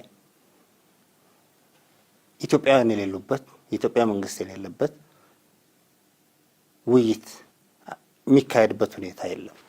ስለዚህ ኮንትሪቢዩሽናችን ትልቅ ነው። ያደረግነው ነገር ትልቅ ነው። የመጣው ለውጥ ትልቅ ነው። ወደፊት እንግዲህ አሁን የኢኮኖሚ ጉዳይ ነው። ግን ዶክተር እዚሁ ጋር ምንድን ነው የሶማሊያን ጉዳይ እርግጥ ነው የሽግግር መንግስት በኋላ አሁንም የሶማሊያ ፌዴራል መንግስት ይሄ ሁሉ ከሆነ በኋላ የአንዳንዶች ስጋት ለነገሩ በዚህ ፕሮግራም ላይ የቀድሞውን የአገሪቱን ውጭ ጉዳይ ምክትል ጠቅላይ ሚኒስትር ማነጋገር የነበረ በዋናነት እየታየ ያለው ችግር ተቋማዊ ቀጣይነት በየአራት ዓመቱ ከዜሮ የሚጀምር ፖለቲካ የሚመስል በምርጫ ፕሬዝዳንት በተለወጠ ቁጥር አጠቃላይ ተቋም አጠቃላይ የሀገሪቱ ፖለቲካ እንደ አዲስ ከአዲስ የሚጀምርበት እንዲህ አይነት ሁኔታ መኖሩ የለውጥ ሂደቱን ጎትቶታል የሚል እምነት ያላቸው ሰዎች አሉ። ምክንያቱም ተቋማዊ ቀጣይነት የሴኩሪቲ እንኳን ተቋማት ሳይቀሩ ቀጣይ ሆነው የትኛውም ፕሬዝዳንት ይምጣ አገሪቱን በሚጠብቁበት ሁኔታ አቋም ላይ ያሉ አይደሉም እና በዚህ ሁኔታ አሚሶም ይሄን ያክል ጊዜ አለ። የኢትዮጵያም ሰራዊት ከ10 ዓመት በላይ ጊዜ አለ። እዚህ ላይ ክፍተቱ አይታይም ወይ ዶክተር? እንግዲህ ዋናው ነገር ምንድነው ሶማሌዎችን ተክቶ ሰላም ማምጣት አይቻልም። የሰላማቸው ባለቤት ሶማሌዎች ራሳቸው ናቸው። ችግሩም ሲመጣ መጀመሪያ ተጠቂዎቹና ሟቾቹ እነሱ ናቸው። የሆነው ይሄ ነው። ባለፉት 25 ዓመታት አሁን ዓለም ሶማሊያ ውስጥ ሞቃዲሾ ውስጥ ስለሚፈነዳ የሽብር ጥቃት ወይም ፈንጂ ሳይሆን ስለ ኢንስቲትዩሽን ቢልዲንግ መናገር ጀምሯል። እንግዲህ የፈረሰ ሀገር ነው። ብዙ ነገሮች በጣም እንግዲህ ያ አካባቢ ሶማሊያ በጣም የተማሩ ሰዎች ያሉበት በአፍሪካም ቫይብራንት ስቴት የነበረ ሀገር አሁን ፈርሶ እንዳልነበረ የሆነው ካሁን ወደ ኢንስቲትዩሽን ቢልድ የማድረግ ስራ ለዚህ ማገዝ ነው ያለብን። የኛ ስራ የሪጂኑ ስራ ኢትዮጵያን ጨምሮ እነሱን ተክተን ምን ሰራው ስራ የለም። ለምሳሌ አሚሶም ለተወሰነ ጊዜ ነው እዛ የሚኖረው የራሳቸው ሰራዊት እስከሚገነቡ የራሳቸው ኃይል እስከሚገነቡ ድረስ በተለያየ ጊዜ የራሳቸው ኃይል እንዲገነቡ ሰራዊት አሰልጥነናል፣ ፖሊስ ኃይል አሰልጥነናል የመሳሰሉት። ዛሬም የኢትዮጵያ ሰራዊት በሶማሊያ ውስጥ ይገኛል። ይሄ እንግዲህ ላስት ሎንጊንግ አይደለም እንትን አይደለም ረጅም ጊዜ የሚቆይ ነገር አይደለም። ይሄ በሆነ ጊዜ በየደረጃው ያለውን ኃላፊነት የሴኩሪቲ ኃላፊነት ጭምር ቴክ ኦቨር ያደረጉ በሄዱ ቁጥር ሌሎች ሀገሮች ኢትዮጵያም ዩጋንዳም አሚሶም የሚባለው ኃይል የሚወጣበት ሁኔታ ነውና ልክ ነው። ኢንስቲትዩሽን ማጠናከር ይጠይቃል። ኢንስቲትዩሽንን ለማጠናከር ማገዝ ነው። አሁንም ዛሬ እያደረግን ያለ ነው። እንደ ኢጋድም በዓለም አቀፍ መድረኮች ላይ የሶማሊያ የሴኩሪቲም ሆነ ሌሎች ሲቪል ኢንስቲትዩሽኖች እንዲጠናከሩ በጋራ ከሶማሊያ መንግስት ጋር በጋራ በየመድረኮቹ ላይ እየሰራን ያለ ነው። ብዙ ፍላጎቶች አሉ፣ ግን ሂደት ይጠይቃል። እንግዲህ መልካም የተወሰኑ ኤርትራን የሚመለከቱ ነገሮች እንመልከት። በተለይ ኤርትራ አሁን ባለበት ሁኔታው የረባ ሀገራዊ ተቋም እንኳን የሌለው ደካማ ነው ብንልም ከዓለም የተነጠለ ነው ብንልም ዓለም ያወገዘው መንግስት ነው ብንልም የአካባቢው ራስ ምታት ሆኗል። ሁልጊዜም በችግርነት የሚጠቀስ መንግስት ያለው ሀገር ነውና እኔ አንደኛው ዶክተር እዚህ ላይ ይሄ አቅምስ ራሱ ከየት መጣ? ችግር የመሆን አቅምም እኮ ራሱን የቻለ አቅም ይመስለኛልና ችግር የመሆን አቅሙስ ከየት መጣ? ከዓለም የተነጠለ ሀገር ሆኖ እያለ እንግዲህ የኤርትራ ሁኔታ ሜሪትስ ፕሮፐርቲ እንኳን ለፈረንጆቹ አዲስ ዓመት በሰላም አደረሳችሁ እያለ ከ35% ታላቅ የዋጋ ቅናሽ ጋር ተመልሷል። ሜሪትስ ፕሮፐርቲ ባለ አንድ መኝታ ሽያጭ ማጠናቀቃችንን ከወዲሁ እየገለጽን ባለ ሁለትና ባለ 3 መኝታ አፓርትመንቶችን በጥሬ ገንዘብ ለሚከፍሉ በካሬ 68,000 ብር የ35% ቅናሽ የተደረገባቸውን የመኖሪያ አፓርትመንቶች ይዞሎት ቀርበዋል። ይህ ሳይት ከቤተ መንግስት አቅራቢያ ላይ የሚገኝ ሲሆን አራዳ ፓርክና ፍሬንድሺፕ ፓርክን ከፊትና ከኋላ እየተመለከቱ ይኑሩ ይሎታል። ባለ 2 መኝታ በ6.4 ሚሊዮን ብር ጠቅላላ ክፍያ፣ ባለ 3 መኝታ በ8.8 ሚሊዮን ብር አጠቃላይ ክፍያ አቀርቦላችኋል። በዚህ ቅንጡ መንደር ውስጥ መዋኛ ገንዳ፣ ጂምናዚየም፣ ደረጃቸውን የጠበቁ ሰፋፊ ሊፍቶች፣ ምቹና በቂ መኪና ማቆሚያ ቦታዎች፣ ዘመናዊ የደረቅ ቆሻሻ ማስወገጃ፣ አውቶማቲክ ጄኔሬተር የተገጠመለት የከርሰ ምድር ውሃና ለተለያዩ አገልግሎቶች የሚውል ሰገነትን በአንድ አካቷል። ለበለጠ መረጃ ከታች ባለው ስልክ ይደውሉ። የራሱ ታሪካዊ አመጣጥ ያለው ወደ ውስጥ ዲቴል መሄድ አልፈልግም። የኤርትራ ሕዝብ ለነጻነቱ ታግሎ ነጻነቱን አግኝቷል። የዛሬ 25-26 ዓመት ከነጻነቱ በኋላ ይሄን ነጻነት ያመጣው ድርጅት የሰላም የልማት ኃይል ይሆናል። ሳይሰደድ በሀገሩ ቶሎ የሚለማ በአካባቢው የሰላም ኃይል ይሆናል የሚል ተስፋ የነበረው አካባቢና ሀገር ነው የነበረው። በጣም በጦርነቱ ብዙ ዜጎች በኢትዮጵያ በኩልም በኤርትራ በኩልም አልፈዋል። እነዚህ ሁኔታዎች ከየትኛውም ጊዜ በላይ በወቅቱ እንግዲህ ለዛ መንግስት የድጋፍ ኃይል በርካታው ኤርትራዊ ይሄን ተስፋ ይዞ ስለነበረ በጦርነት የተገኘው ውጤት በሰላም በልማት ይደገማል የሚል ተስፋ ነበር። እንግዲህ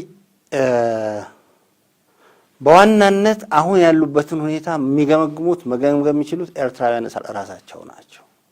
በእርግጥ ያን ያሰቡትን ነገር አግኝተዋል ወይ? በእርግጥ ዛሬ ኤርትራ ያሰቧት ኤርትራ ሆናለች ወይ? በእርግጥ ይሄ መንግስት የሰላም የልማት መንግስት ሆኖላቸዋል ወይ? ልጆቻቸውን ትላንት የገበሩበት ስርዓት ዛሬ እነሱን ከዓለም ጋር አስተሳስሯቸዋል ወይ? ይሄን ኤርትራውያን ራሳቸው ቢመልሱ ደስ ይለኛል፣ እኔ ባልመልሱ። ግን ከኛ ሁኔታ ጋር ተያይዞ ዛሬም ለኛ ብቻ ሳይሆን ለጎረቤቶቻችን የኤርትራ መንግስት የባህሪ ችግር ያለበት መንግስት፣ የማይገመት ባህሪ ያለው መንግስት ሆኖ ቀጥሏል። የባህሪ ብቻ ሳይሆን በተግባርም የአካባቢውን ሰላም የሚበጠብጥ መንግስት ሆኖ አለ። እንግዲህ ይሄ ከየት መጣ? ይሄ አቅም ከየት መጣ? ለመገንባት ነው እንጂ ለማፍረስ ብዙ አቅም የሚያስፈልግ አይመስለኝም። ለመረበሽ ብዙ እንትን የሚል ነገር ያለ አይመስለኝም። እኔም ማምነው እንግዲህ የሂደት ጉዳይ ነው፣ የጊዜ ጉዳይ ነው። ነገሮች ሄዶ የሚደርሱበት ቦታ አላቸው። በዚህ ሁኔታ አሁን ያለው ሁኔታ ይሄ የአካባቢውን የማተራመስ እንቅስቃሴ የኤርትራ መንግስት ባህሪ በዚህ ሁኔታ ይቀጥላል ብዬ አላስብም። ቦታ አለው የሚቆምበት። ያ አቅም ያልከው ያ አቅም እስከየት መጣ ያልከው ያ ተሟጦ የሚቆምበት ቦታ ይወጣል በራሱ በውስጥ ምክንያት በዋናነት ብዬ ነው የማስበው። ስለዚህ እኔም ማየው ዋናው ከኢትዮጵያ ብሔራዊ ጥቅምና ከኢትዮጵያ ብሔራዊ ደህንነት ጋር አያይዤ አስተያየት ልሰጥህ እችላለሁ። ግን አሁን ያለው አቅም እየተሟጠጠ ያለ የመበጥበጥ አቅሙም እየተሟጠጠ ያለ አቅም ነው ብዬ ነው። ከኛ አንጻር እንመልከተው ዶክተር፣ ባለፉት 15 ዓመታት ከዛም በላይ ሰላምም ጦርነትም በሌለበት በብዛት የሚነሳ ፖሊሲ ነው ይሄ። ሰላምም የለም ጦርነትም የለም ከኤርትራ ጋር ያለን ሁኔታ ይሄ ብቻ ሳይሆን ተመጣጣኝ እርምጃ የመውሰድ ፖሊሲም እኛን በተመለከተ በሚያደርገው እንቅስቃሴ ውስጥ ሁሉ እንወስዳለን የሚል ፖሊሲ ኢትዮጵያ ስትከተል ኖራለችና ጥቃቱ እስከቀጠለ ድረስ በኢትዮጵያ ላይ በተለይም ራሱ በፈጠረውም ችግር የራሱ ዜጎችም በመቶ ሺዎች ወደ ኢትዮጵያ እየተሰደዱ ባሉበት የባህር ራትም እየሆኑ ባሉበት የኛም ስጋት ነው። ምክንያቱም ትጥቅ ትግልን አማራጭ እናደርጋለን የሚሉ ሁሉም ኃይሎች ኤርትራ አሉ። 2 የሚሆን 3 የሚሆን የቻለውን ያክል ዛለ። አሁን ቅድም የምናነሳው የነበረው የገልፍ ሀገራት ወደዚህ ወደ ገልፍ ዳርቻ ደግሞ ወደዚህ ወደ አፍሪካ ቀንድ መጠጋት ደግሞ እድልም ይዞለት መጥቷል የሚል ምልከታ አለና እስከ መቼ ነው ይሄ ሰላምም ጦርነትም የሌለበት ፖሊሲ እስከ መቼ ይቀጥላል? ተመጣጣኝ እርምጃ ዲፌንሲቭ ሆነን እስከ መቼ ነው የምንኖረው? እዚህ ላይ ያለው ነገር ምንድነው? እንግዲህ እኔ የምናገረው ስለ ስርዓቱ ነው፣ ስለ ኤርትራ መንግስት። አሁን ያለው ሁኔታ የሰላምም የጦርነትም አይደለም። ኖ ዋር ኖ ፒስ ሁኔታ ነው ያለው።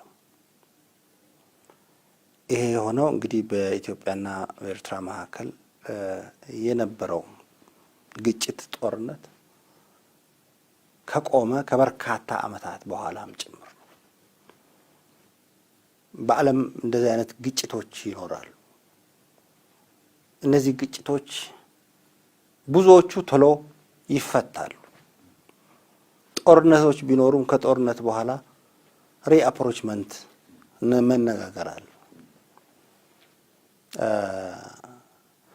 እኛ ጋር ያለው ሁኔታ የኢትዮጵያ መንግስት የኤርትራ መንግስት የሚያነሳውን የሄጉን ውሳኔ ተቀብሎ እንደራደር፣ እንደራደርና መሬት ያለውን ነገር እንፍታው። የኤርትራ መንግስት እንደዚህ የሚባል ነገር የለም፣ መጀመሪያ ተቀበሉና እንግዲህ እቺ በጣም ፋይን ላይን የሆነች ግን ይህንን ግንኙነት ይህንን ሁኔታ ሊፈታ የሚችልበት ሁኔታ ዴድሎክ ውስጥ የከተተ የኤርትራ መንግስት አቋም ነው። ይሄ እንግዲህ ባለፉት 15-16 ዓመታት በቆየንባቸው ዓመታት ማን የተጠቀመው ማን የተጎዳው እንግዲህ ወደፊት ታሪክም የሚጽፈው ነው። ኤርትራኖችም የኤርትራ ህዝብ በተለይ ኤርትራ ህዝቦች ተጎጂዎቹ በደንብ የሚገነዘቡት ዛሬ የሆነ ያለውን ነገር የሚገነዘቡት ነው። በእልህ ላይ የተመሰረተ በግል ውሳኔና በግል ጥላቻ ፖሊሲ ሆኖ የሚወጣበት በዛ ሁኔታ የሚመራ ነው ብዬ ነው የማስበው። እንግዲህ ከዚህ ሁኔታ በመነሳት ከጦርነቱ በኋላ በርካታ ትንኮሳዎች፣ ኢትዮጵያን ሰላም የሚያናጉ የሽብርተኝነት እንቅስቃሴዎች፣ የኢትዮጵያን ደህንነት አደጋ ላይ የሚጥሉ ማናቸውንም እንቅስቃሴዎች የኤርትራ መንግስት ስፖንሰር ሲያደርግ ቆይቷል። ማንም ይሁን ይሄን ሀገር የሚጎዳ ከሆነ በኤርትራ መንግስት ጋር በቀይ ምንጣፍ ይቀበሉታል። ይሄ ሁኔታ ዛሬም አላቆምም፣ ዛሬም ይቀጥላል። ይሄ ክስ አይደለም። ይሄ በተለያየ ሁኔታ እነሱም አይክዱት ነው፣ እኛም በደንብ የምናውቀው ጉዳይ ነው። የኤርትራ መንግስት ከሌሎች ሀገሮች ጋር ተነጥሎ በአሁኑ ጊዜ አይሶሌትድ የሆነ ሀገር የውጭ ግንኙነት እንቅስቃሴው ለበርካታ ዓመታት ቅዝቃዜ ውስጥ ገብቶ የነበረ ሀገር ከጎረቤቶቹ ከኛ ብቻ ሳይሆን ከሌሎቹ ከብዙዎቹ ጋር የተናጨ ሀገር። በዚህ ሁኔታ የኤርትራን ብሔራዊ ጥቅም አደጋ ላይ የጣለ መንግስት በዚህ ሁኔታ ከጊዜ ወደ ጊዜ በርካታ ዜጎቹ ወደ ሌሎች ሀገሮች የሚሰደዱበት በሳምንት 200-300 ኤርትራውያን ወደ ኢትዮጵያ የሚገቡበት በጣም በብዙ መቶዎች የሚቆጠሩ በአሁኑ ጊዜ ያለው የስደተኝነት ዲፕሎማሲ ወደ ኢሮፕ ወደ ሌሎች ሀገሮች እየፈሰሰ ያለበት ያክሩ ህዝብ የሀገር በዚህ ሁኔታ ተዳርጎ ያለበት በዋናነት ደግሞ ኤርትራውያኖችን የጎዳ ፖሊሲ የሚከተል ሀገር ነው። በዚህ ሁኔታ ተመጣጣኝ አንዱ የኛ ጉዳይ በአንድ በኩል ሆነ በሌላ መንገድ በኤርትራ ላይ የተከተልነው ፖሊሲ ላለፉት 15 ዓመታት ውጤት አምጥቷል። በዲፕሎማሲው መስክ ኤርትራ መንግስት ከሌሎች ሀገሮች ተገልሏል። የኤርትራ መንግስት በሰራው ስራ ማለት ነው አሸባሪዎችን የሚደግፍ መንግስት መሆኑን እኛ ብቻ ሳንሆን በተለያየ ሁኔታ በዩኤን፣ በዩናይትድ ኔሽን፣ በአፍሪካ ህብረት፣ በሌሎችም ዓለም አቀፍ ተቋማት እየተመሰገረበት ማዕቀብ የተጣለበት ሀገር ሆኗል። አሁን ያለው ዓለም አቀፍ ሁኔታ ይህን ነው የሚያሳየው። በዚህ ሰሞን ይህን ወዲህ ወዲያ የሚሮጡት ነገር አለ። የኤርትራ መንግስት ይህን ለማስቀየር የባህሪ ለውጥ ማምጣት መቻል አለበት። በዓለም አቀፍ ኖርም የሚገዛ ሀገር፣ የዓለም አቀፍ ህጎችን የሚያከብር ሀገር መሆን አለበት። ከዚህ በላይ ዲቴይል መሄድ አለበት። ከሁሉ በላይ ኤርትራውያን የኤርትራን መንግስት ጃጅ ያርጉት። እሱ እንዳለ ሆኖ ከዛ በተጨማሪ ግን በዚህ በመካከለኛው መንገድ የኤርትራ መንግስት ማንኛውንም አጋጣሚ ካገኘ አልሻባብ በወቅቱ ገኖ በነበረበት ጊዜ ከአልሻባብ ጋር አብሮ ሰራ። በተጨማሪም በሰሞኑ በተፈጠረው ሁኔታ ከዛ በፊትም ቶሎ ብለው ችግር ሲፈጠር ከችግሩ ትርፍ ለማግኘት የሚደረጉ እንቅስቃሴዎች አሉ። እነዚህን በንቃት እንከታተላቸዋለን። ግን እስከ መቼ ነው እንደዚህ የምንቀጥለው? ይሄ ማለት ምን ማለት ነው? ዞሮ ዞሮ መክሰስን ብለው ወይም አለቃቀስን ብለው we keep on complaining። የኤርትራ መንግስት እንዲህ እያደረገን ነው፣ እንዲህ እየሆንን ነው፣ ይሄን አደረገብን፣ ከእንትና ጋር አበረብን፣ እንዲህ እያልን ያለ ነው። we know ኤርትራ ውስጥ ኢትዮጵያ ላይ መተኮስ የሚፈልጉ ኃይሎች አሉ። and we know ኤርትራውያን ራሳቸው 6 ካምፕ እኮ ደረሰዋል፣ የስደተኛ መጠለያ። ሰራዊታችንም እዛ ድንበር ሰፍሮ ነው የሚገኘው። ጫናው አለ። አሁን ይሄ በምን ይለካል? አሁን ይሄ የዚህ ተመጣጣኙ ምንድነው? እያደረገብን ላለው ጫና ግዴታ ስለተኮሰብን ብቻ እኮ አይደለም። ኢትዮጵያ ላይ መተኮስ የሚፈልጉ ኃይሎችን ኤርትራ ውስጥ አደራጅቶ እያስታጠቀ እየደገፈ የዚህ ተመጣጣኙ ምንድነው? ዜጎቹን እያሰደደ 6 ደረስን ስደተኛ ጣቢያ። ይሄ ጫና የለውም አይደለም? ትልቅ ጫና አለ። ልመልስልህ እንግዲህ የዚህ ተመጣጣኙ ምንድነው? የዚህ ተመጣጣኙ እኛ እንደ ኢትዮጵያውያን የኢትዮጵያን ብሔራዊ ጥቅም ማስከበር አለብን፣ የኢትዮጵያን ብሔራዊ ደህንነት ማስጠበቅ አለብን። ይሄን መስራት አለብን። እየሰራን ነው የነበረው። እስካሁን ባለፉት 15 ዓመታት ያደረግናቸው ጉዳዮች በእኛ ግምገማ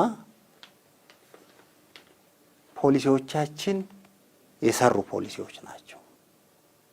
ፖሊሲዎቻችን በኤርትራ ላይ የተከተልነው ፖሊሲ ትክክለኛ ነበር። ትክክለኛ መሆኑን በግልጽ እንደዚህ በጦርነት ወይም በሌላ መንገድ የሚገለጽ ሳይሆን በየዕለቱ በሚሆኑ ነገሮች ላሳይህ እችላለሁ። ቅድም ያነሳኋቸው ነገሮች አሉ። የኤርትራ መንግስት ዛሬና ትላንት ተመሳሳይ መንግስት አይደለም። የኤርትራ መንግስት ውስጡ ያለው ሁኔታ ኢኮኖሚክ ሁኔታው ከየትኛውም ጊዜ በላይ የደቀቀ ኤርትራውያን በተለያዩ ሀገሮች ላይ ያሉ ኤርትራውያን ለሀገራቸው ለቤተሰቦቻቸው ብለው በሚልኩት ገንዘብ በዛ ጭምር ብላንደር የሚሰራበት ድሮ ከኤርትራን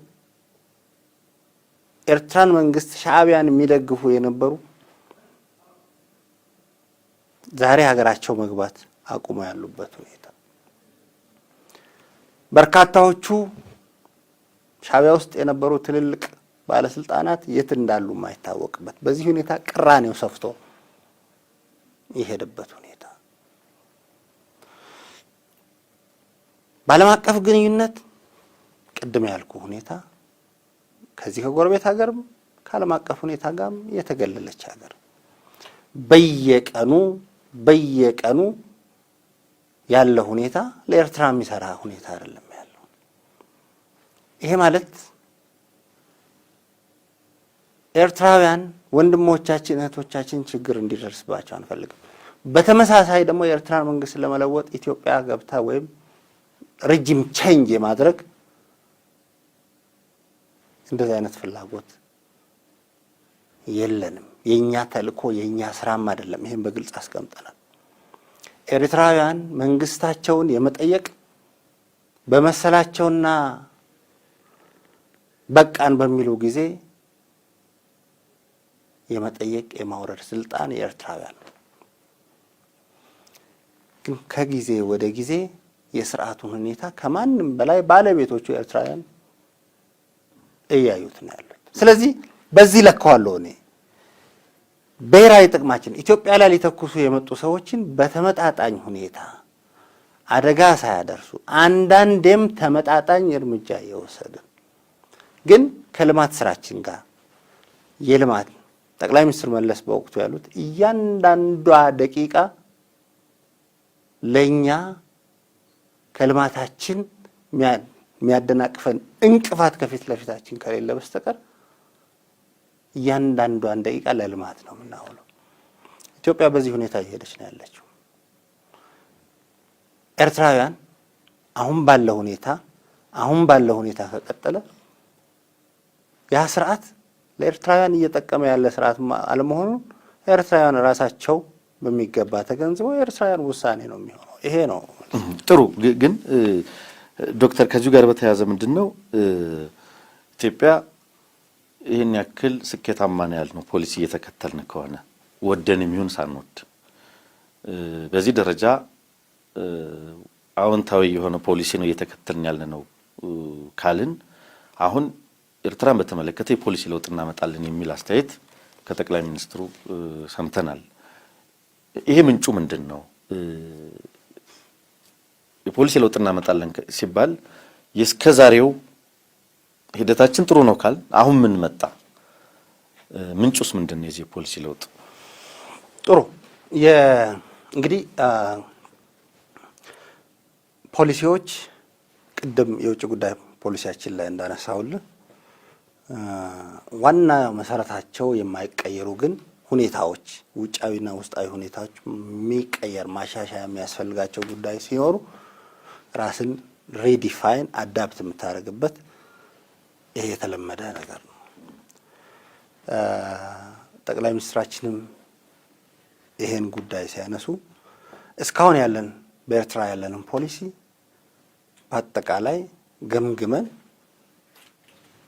አንዳንድ የፖሊሲ ማሻሻያዎች እንደሚያስፈልገን የበላይ አመራሩ ውይይት ያደረገበት በዚህ ሁኔታ አሁን በተፈጠረው የኤርትራ ውስጣዊ ሁኔታ አሁን በተፈጠረው አካባቢ ሁኔታ አሁን በተፈጠረው ዓለም አቀፍ ሁኔታ ከኤርትራ ጋር የሚኖረን ግንኙነት ምንድነው መሆን ያለበት? መከለስ ያለባቸው ጉዳዮች እንከልሳቸዋለን፣ መለወጥ ያለባቸው ጉዳዮች እንለውጣቸዋለን።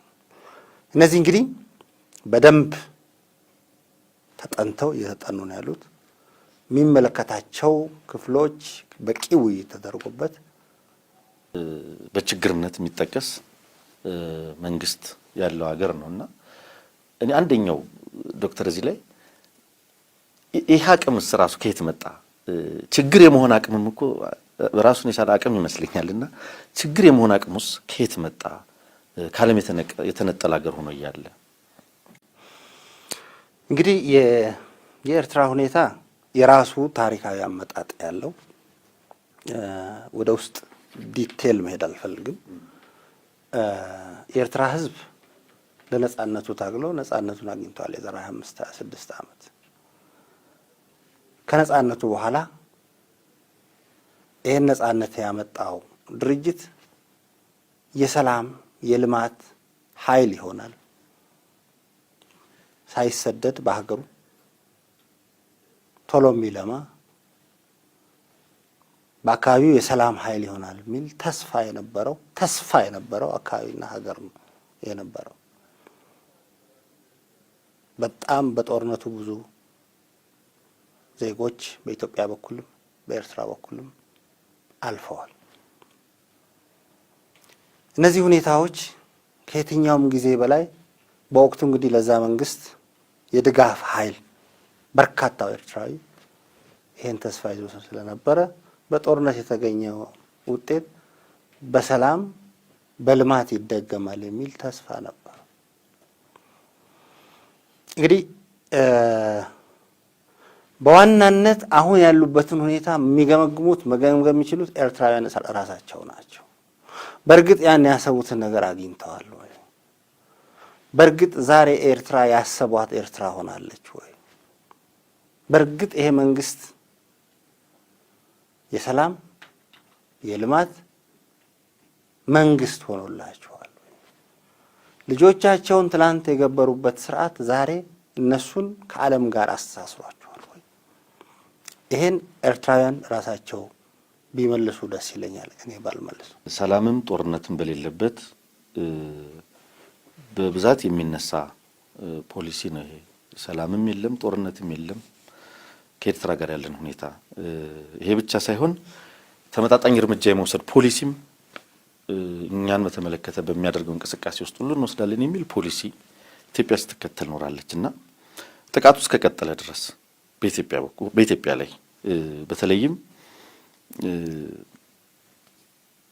ራሱ በፈጠረውም ችግር የራሱ ዜጎችም በመቶ ሺዎች ወደ ኢትዮጵያ እየተሰደዱ ባሉበት የባህር እራትም እየሆኑ ባሉበት የኛም ስጋት ነው። ምክንያቱም ትጥቅ ትግልን አማራጭ እናደርጋለን የሚሉ ሁሉም ኃይሎች ኤርትራ አሉ። 2 የሚሆን 3 የሚሆን የቻለውን ያክል ዛለ አሁን ቅድም የምናነሳው የነበረው የገልፍ ሀገራት ወደዚህ ወደ ገልፍ ዳርቻ ደግሞ ወደዚህ ወደ አፍሪካ ቀንድ መጠጋት ደግሞ እድልም ይዞለት መጥቷል የሚል ምልከታ አለና እስከ መቼ ነው ይሄ ሰላምም ጦርነትም የሌለበት ፖሊሲ እስከ መቼ ይቀጥላል? ተመጣጣኝ እርምጃ ዲፌንሲቭ ሆነን እስከ መቼ ነው የምንኖረው? እዚህ ላይ ያለው ነገር ምንድነው? እንግዲህ እኔ የምናገረው ስለ ስርዓቱ ነው፣ ስለ ኤርትራ መንግስት። አሁን ያለው ሁኔታ የሰላምም የጦርነትም አይደለም። ኖ ዋር ኖ ፒስ ሁኔታ ነው ያለው። ይሄ የሆነው እንግዲህ በኢትዮጵያና በኤርትራ መካከል የነበረው ግጭት ጦርነት ከቆመ ከበርካታ ዓመታት በኋላም ጭምር ነው። በዓለም እንደዚህ አይነት ግጭቶች ይኖራሉ።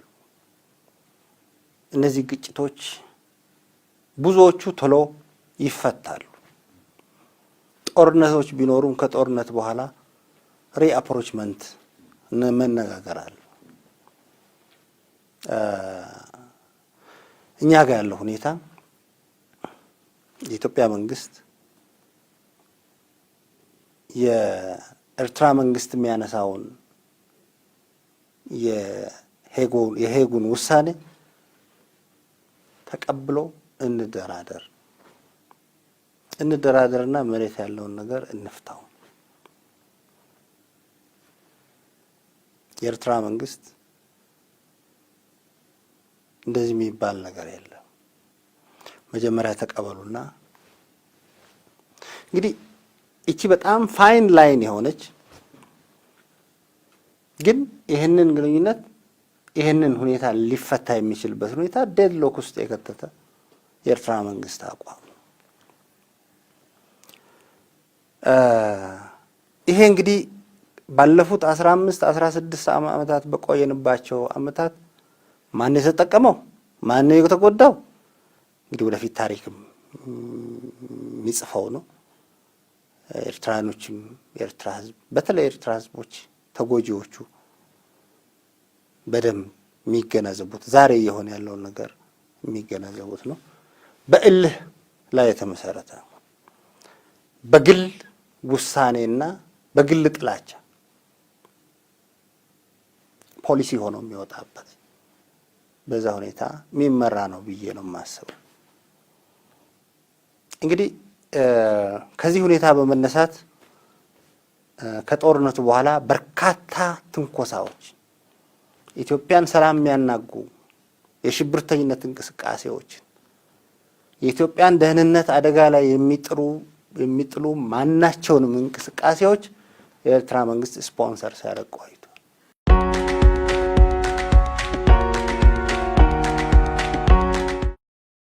እንደምናነሳው ጎረቤቶቻችን በሙሉ በብዙ ችግር ውስጥ ያሉ ናቸው። እንግዲህ ተፈጥሮ ነው እዚህ መሀል ያደረገን። በሁሉም አቅጣጫ ብዙ ችግሮች አሉ ከኬንያና ከጅቡቲ በስተቀር ከሞላ ጎደል። ይሄ ሲሆን የኢኮኖሚ ዲፕሎማሲያችን ቅድም በመነሻችን ያነሳ ነው አለና በተለይ ከነዚህ ሀገራት ጋር እንዲህ በመሰለው ሁኔታ ውስጥ ከመሆን አልፈን በተለይ የህዝብ ለህዝብ ግንኙነታችን ምንድነው የሚመስለው?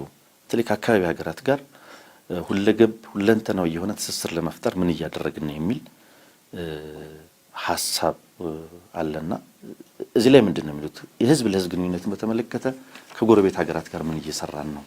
ቢያንስ ሰላም ከሆናቸው ጋር ጥሩ ነው። የህዝብ ለህዝብ ግንኙነት ከጎረቤቶቻችን ጋር እንግዲህ በጎረቤታችን አካባቢ ያሉ ህዝቦችና እኛ ያለን ህዝቦች አብዛኛዎቹ ድንበር ላይ ያሉ ህዝቦች ተመሳሳይ ናቸው። ሶማሊያ ጋር ብንሄድ የኢትዮጵያ ሶማሌና ሶማሊያ ያለው ተመሳሳይ የሶማሌ ብሔር ነው። ኬንያ ጋር ብትሄድ ድንበር ጋር ያለው ቦረና ነው። ቦረናና ገብራ ሶማሌ ማነው ኬንያ ውስጥም ኢትዮጵያ ውስጥም አሉ። ሱዳን ጋር በተመሳሳይ ኑዌሮች አሉ፣ እኛ ጋርም አሉ፣ እዛም አሉ። ደቡብ ሱዳን ላይ በተመሳሳይ ኑዌሮች አሉ፣ እንደዚህ በተመሳሳይ ሁኔታ ተፈጥሮ ቅድም እንዳልከው እዚህ ያኖረችን በመፈጠራችን የተፈጠረ የስጋ የደም ትስስር ነው። ይሄን እንዴት አድርገን ወደ ህዝብ ለህዝብ ግንኙነት፣ ወደ ኢኮኖሚ ትስስር፣ ወደ ፖለቲካ ትስስርን ቀይረው የሚለው ነገር በጣም መሰረታዊ ነገር ነው። በእርግጠኝነት ለመናገር እነዚህ ድንበር ላይ ያሉት ህዝቦች የኛም ኢትዮጵያውያኖቹም የሀገራቸውን ድንበር ከማንም በፊት ቀድሞ የሚጠብቁ በር ላይ ያሉ ህዝቦች ናቸው። በተመሳሳይ በዛኛውም ሳይድ ማለት ነው። አንዳንድ ጊዜ ግጭቶች ይኖራሉ። አንዳንድ ጊዜ የመሬት ይገባኛል ጥያቄዎች ይኖራሉ። ግን ዋናው ማህበራዊ ሁኔታቸው፣ ሃይማኖታዊ ሁኔታቸው፣ አብሮ የሚኖሩት መጋባቱ፣ አብሮ መጠያየቁ ምናምኑ ያለ ነው። ጅቡቲ ያለው አፋርና ኢትዮጵያ ውስጥ ያለው አፋር፣ እዚህ ኢትዮጵያ ውስጥ ያለው ኢሳና ጅቡቲ ያለው ኢሳ ሁሉም ጋር በተመሳሳይ ማለት ነው። ይሄ ትስስር አሁን ዋናው መሰረቱ መሆን ያለበት በኢኮኖሚ ማስተሳሰር ነው። ለዚህ ዋናው መሰረቱ ኢንፍራስትራክቸር ነው፣ መንገድ መስራት ነው፣ ሌሎች የኤሌክትሪክ የመብራት አገልግሎት ነው፣ የባቡር አገልግሎት ነው፣ የግንኙነት የቴሌፎንና ሌሎች የኢንፍራስትራክቸር ስራዎች፣ የውሃ እነዚህን የመሳሰሉ ነገሮችን ማድረግ። እንግዲህ በእነዚህ ድንበሮች ጋር አሁን ያለው ሁኔታ በኢንፍራስትራክቸር በመሰረተ ልማት የማስተሳሰሩ ሁኔታ በጣም ጥሩ በሆነ ሁኔታ እየሄደ ነው ያለው። ኬንያ በአሁኑ ጊዜ አስፋልት መንገድ በዛም በዚህም ተሰርቶ ተመሳሳይ ቦርደር ላይ በጋራ የምንቆጣጠርበት ሁኔታ ተደርጎ በቅርቡ የሚመረቅ ስራ ይጀመራል። ጅቡቲ 700 ምናምን ኪሎ ሜትር የባቡር መስመር በ10 ሰዓት ውስጥ ከጅቡቲ አዲስ አበባ ምንመጣበት። በተመሳሳይ ከድሬዳዋ ጅቡቲ ለመድረስ 2 ሰዓት ምናምን ብቻ የሚፈጅበት የመኪና መንገድ እየተሰራ ያለበት። በሱዳንም በአሁኑ ጊዜ ትራንስፖርት ተጀምሮ ከመተማ አድርጎ በህዝብ ትራንስፖርት የምትገናኝበት። ሳውት ሱዳን አሁን ያለው ሁኔታ እንትን አደረገው እንጂ በተመሳሳይ አሁን በቅርቡ የፕሬዝዳንቱ የመጡ ጊዜ ጠቅላይ ሚኒስትራችን የኢትዮ ደቡብ ሱዳን የጋራ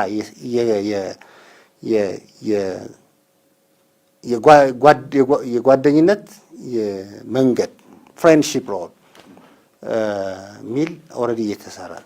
እነዚህ ትስስር እንትኖች በሚኖሩበት ጊዜ ህዝቦች ይተሳሰራሉ፣ ንግድ ይነግዳሉ፣ ይጋባሉ። ስለዚህ ይሄ እንግዲህ ዋናው ይሄ ነው መስራት ያለበት። በእርግጠኝነት በትክክል ልነግር እዚህ ላይ መስራት ያለብን ስራ ገና ብዙ ነው። ይሄን ትስስር ለመስራት በጣም በጣም በርካታ የሚሰሩ የሚቀሩ ስራዎች አሉ። ከሰራናቸው ስራዎች ይሄን ትስስር የክልል መንግስታትም የውጭ ጉዳይ ሚኒስቴርም ሌሎችም ተቋማት መስራት ያለብን ይሄን የህዝብ ለህዝብ ትስስር በሚገባ ማምጣት አለ። ሱዳን ያሉ ሽማግሌዎች ወደ ኢትዮጵያ፣ የሃይማኖት መሪዎች ወደ ኢትዮጵያ፣ ኢትዮጵያ ያሉት በተመሳሳይ ወደ ሱዳን፣ ጅቡቲ ያሉት የሀገር ሽማግሌዎች ወደዚህ፣ ሶማሊያ ያሉት እንግዲህ ሶማሊያን ስለ ኢትዮጵያ ያላቸው አሳሰብ እዚህ ሲመጡ ይገርማቸዋል። አሁን በቅርብ የሶማሊያ የፐብሊክ ዲፕሎማሲ ቡድን መጥተው ነበር። በተለያዩ ክልሎች ሄደው ነበር። ባህር ዳር ሄደው ነበር፣ መቀሌ ሄደው ነበር፣ እዚህ አዲስ አበባ ነበር። ሲመጡ ማመን ነው የሚያቅታቸው። ስለዚህ የነበራቸው ገጽታ ነው የሚቀየረው። እዚህ ላይ ብዙ ስራ አልሰራንም። መስራት አለብን። ህዝብ ለህዝብ እንዲተሳሰር ማድረግ አለብን። ረጅም ትስስር ነው መሆን ያለበት። የፖለቲካ ሞቅታ ትስስር ሳይሆን የማይበጠስ እንግዲህ ተፈጥሮ መቼም የሚበጥሰው ግንኙነት አይደለም፣ ግን በዛ ተጨማሪ ትስስር መፍጠር ያለብን። በተለይ ከንግድ ጋር የቢዝነስ ኮሚኒቲው በቀላሉ ጅቡቲ ሄዶ ኢንቨስት እንዲያደርግ ኢትዮጵያዊ ከጅቡቲም ተመሳሳይ እንዲህ አይነት ምክንያቱም በእናንተ ተቋም ብቻ የዲፕሎማሲ ስራ በአንድ ተቋም ብቻ ይሰራል ብሎ ማመን አይቻልም። በሌሎችም አገራት ቢሆን ማለት ነው። ስለዚህ የንግዱ ማህበረሰብ የራሱ ሚና ይኖረዋል። የፐብሊክ ዲፕሎማሲ ቡድኑ የራሱ ሚና ይኖረዋል። እንዲህ ለማድረግ የሚቀሩ ነገሮች እንዳሉ አስተውለዋል ለማለት ትክክል ነህ ለማለት ነው። ዋናው ነገር ብዙ ስምምነቶች ተፈርመዋል።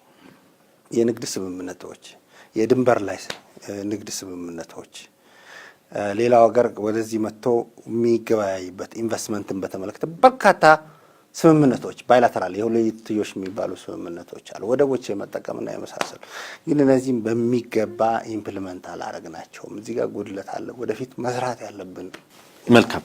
የሀገሮችን ግንኙነት የተመለከተ አንድ የመጨረሻ ጥያቄ ላንሳ። ከግብጽ ጋር በተያያዘ ነው። እንግዲህ ዶክተር እንግዲህ እነዚህን ጥያቄዎች በሙሉ በአብዛኛው ከህዝብም ጥያቄዎች ሰብስቤ በማህበራዊ ሚዲያ ሰዎች አስተያየትም እንዲሰጡ በማድረግ ነው ጥያቄዎችንም እያቀረቡ ያለሁትና በተለይ ግብጽን በተመለከተ ከተነሱት ጥያቄዎች ከህዳሴው ግድብ ጋር በተያያዘ ከግብጽ ጋር ያለን ሁኔታ ምንድነው የሚመስለው? በተለይ አንድ ተቋም ጥናት እያደረገ ነው የግድቡን ሁኔታ በሚመለከትና የዚህ የጥናት ውጤት አሉታዊ ቢሆን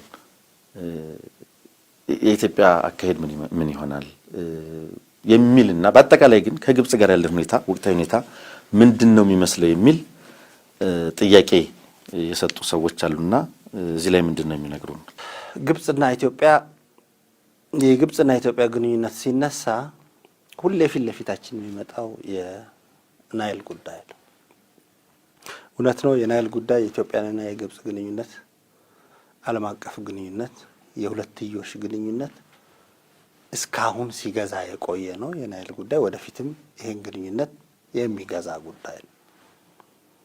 የኢትዮጵያውያንና የግብጾች ግንኙነት ካለ ናይል ካለ አባይ መነጽር እይታ ውጪ ሊታይ ያስቸግራል።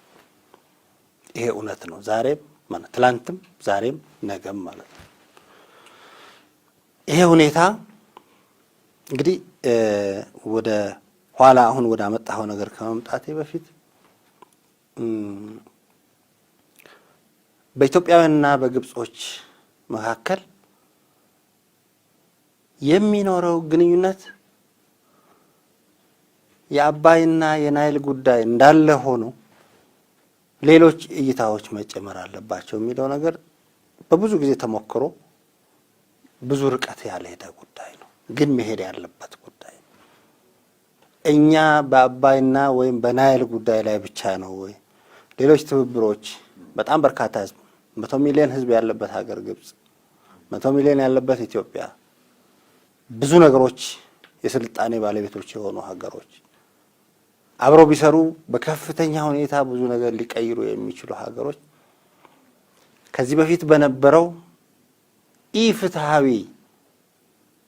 ኮሎኒያል ውሳኔ የኢትዮጵያ ብሔራዊ ጥቅምን የሚጎዳ ውሳኔ ምክንያት ያ እንዲቀጥል በመፈለግ የግብጽና ኢትዮጵያ ግንኙነት ወደፊት ሊሄድ ማይችልበት ሁኔታ መፍጠር የለብንም።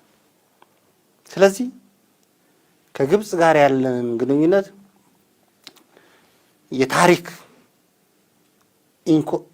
ትክክለኛ ያልሆነውን ፍትሃዊ የሆነውን ታሪክ ፍትሃዊ የማድረግ ጀስቲስ ሹድ ቢ ሰርቭድ።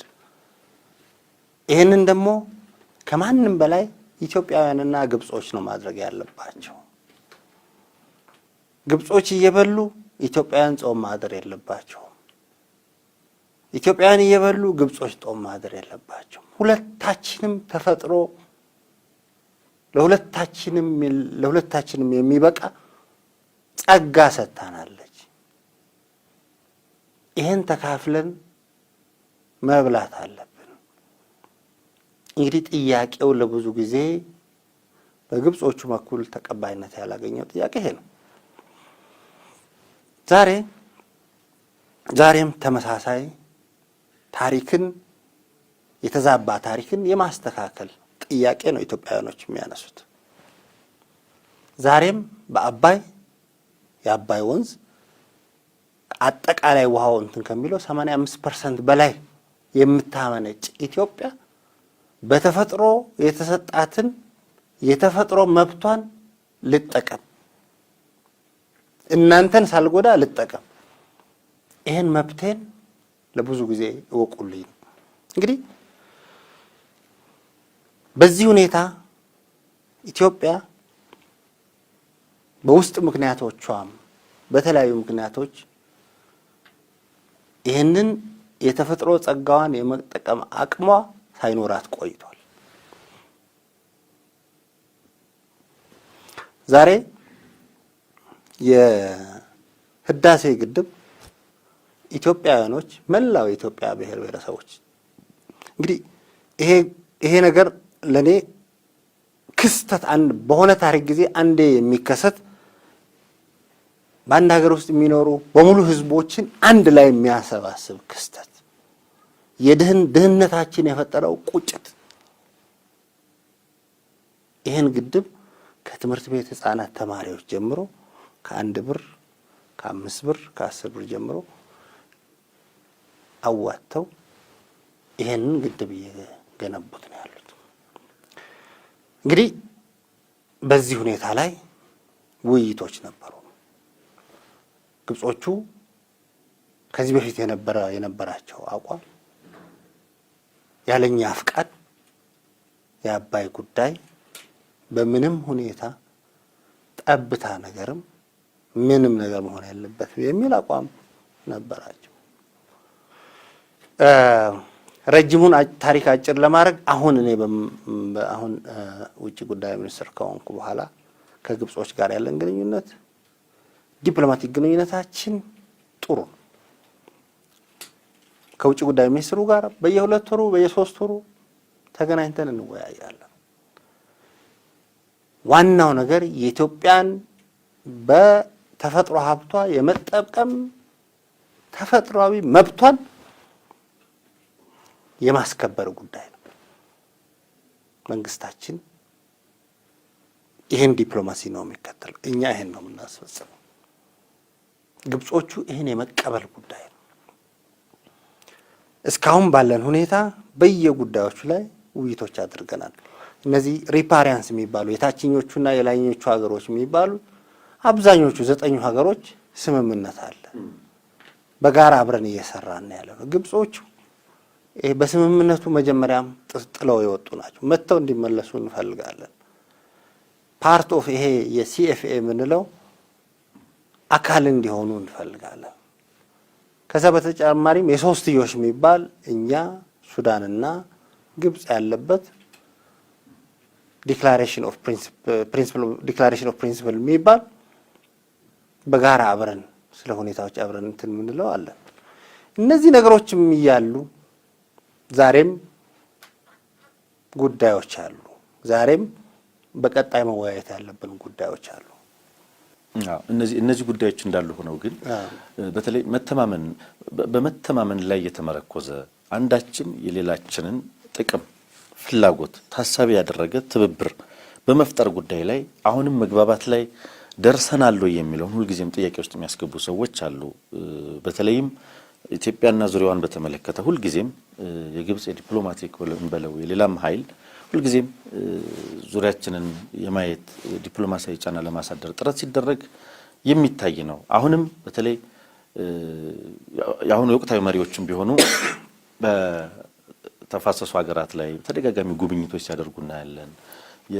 የነሱም የህዝብ ለህዝብ ወይም ደግሞ የቢዝነስ ሰዎችን በላቸው ለምሳሌ ወደ ሶማሌላንድ ላይ ለምሳሌ በስፋት በቢዝነስ ላይ ሕክምና ጤና ተቋማትን በመክፈት እንደዚህ ባለ ዙሪያችን ሁልጊዜ የመዞር ነገሮች በበዛት አሉና ይሄ ነገር መተማመን ላይ መድረሳችን የሚያሳይ ነው ወይ?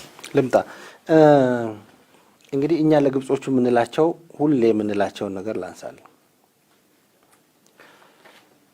ግንኙነታችን ምንም እንኳን ሁለታችንም የራሳችን ብሔራዊ ጥቅም ቢኖረንም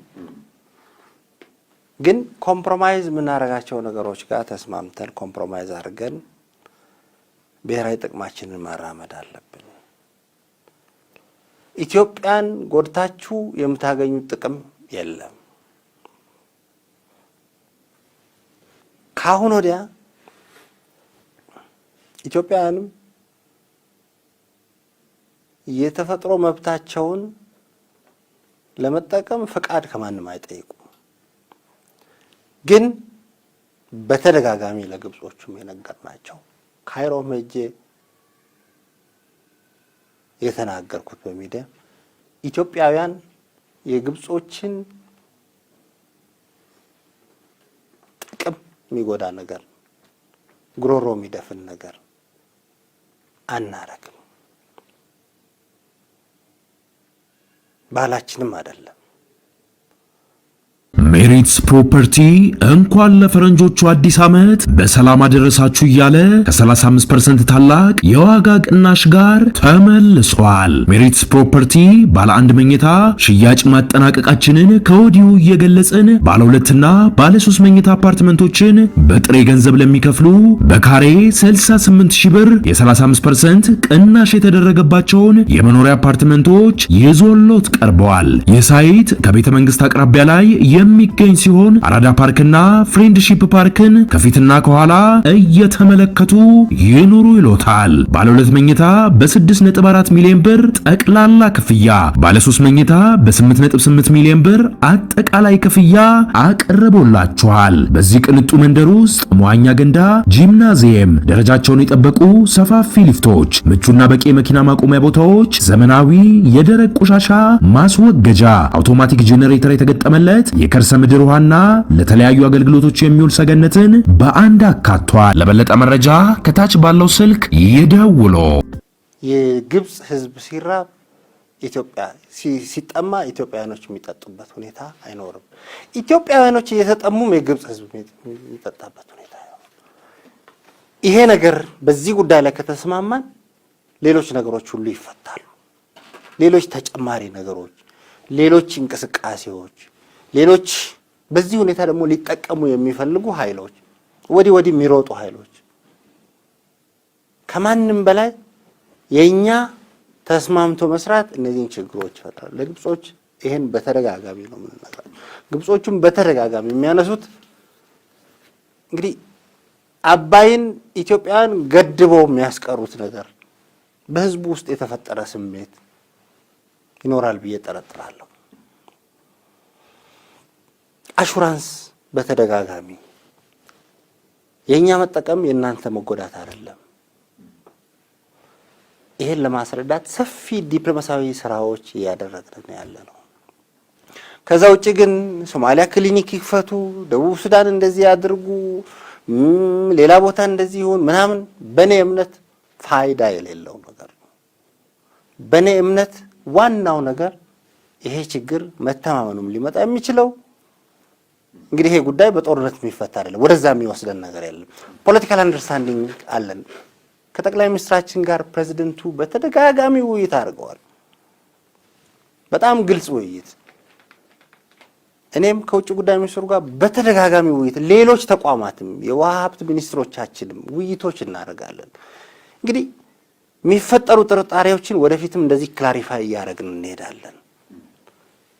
ዲፕሎማሲ የሚያስፈልገው ለዚህ ነው። በአንድ ጊዜ የሚቆም ነገር የለም። በአንድ ጊዜ ሁሉም ነገር በቃ ቻው ቻው የሚባል ነገር የለውም።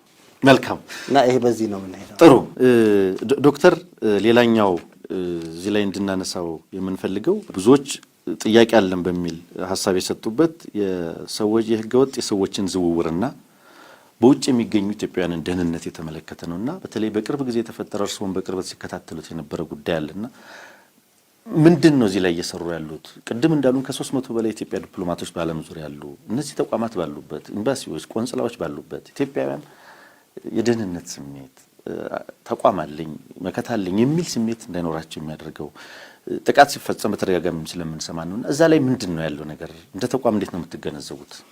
ኢትዮጵያውያን በሁሉም የዓለም ሀገሮች ይኖራሉ።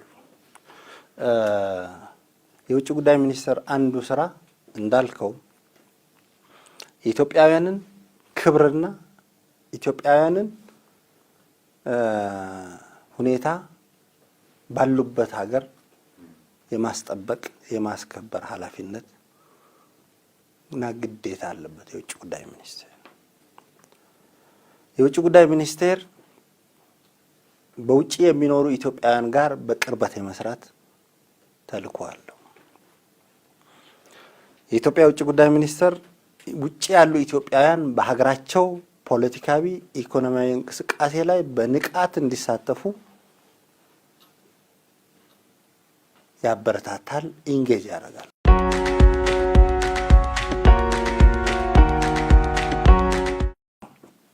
እንግዲህ ቅድም ያልኳቸው የውጭ ጉዳይ ሚኒስቴር ስራዎች ናቸው። የኢትዮጵያውያንን ባሉበት ሀገር ሰላምና ደህንነት የማስጠበቅ ጥቅማቸውን የማስጠበቅ ጉዳይ የፖለቲካ ግንኙነታችን ከሀገሮቹ ጋር ያለን ፖለቲካ ግንኙነት የሚኖረው ፋይዳ ለኢትዮጵያውያን በዛ ሀገር ለሚኖሩት ኢትዮጵያውያኖችም ጥቅም አለው። ስለዚህ ዲፕሎማሲያዊ ግንኙነታችን ኢትዮጵያውያን በጥሩ አይን እንዲታዩ እዛ ሀገር ያሉ ኢትዮጵያውያን የወዳጅ ሀገር ዜጎች እንደሆኑ ከዛች ሀገር ጋር ባለን ግንኙነት አንዳንዴም ዲተርማይንድ የሚሆን ግንኙነት ስለሆነ በጣም ጥንቃቄ የሚፈልግና ክትትል የሚፈልግ ስራ ነው። በዚህ ሁኔታ የተሰሩ ስራዎች አሉ። ግን ካለን አሁን በጣም በብዙ ሺዎች የሚቆጠሩ ኢትዮጵያውያኖች በተለያዩ ሀገሮች አሉ።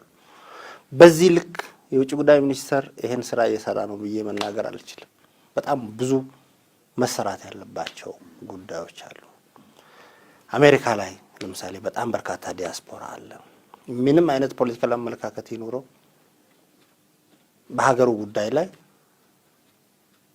መሳተፍ የፖለቲካ ልዩነት ውጤቱ የግል ጸብ አይደለም። የፖለቲካ ልዩነት ውጤቱ አንዱ ኖሮ አንዱ እንዳይኖር ማድረግ አይደለም። በሰለጠነ ሁኔታ መነጋገር ነው።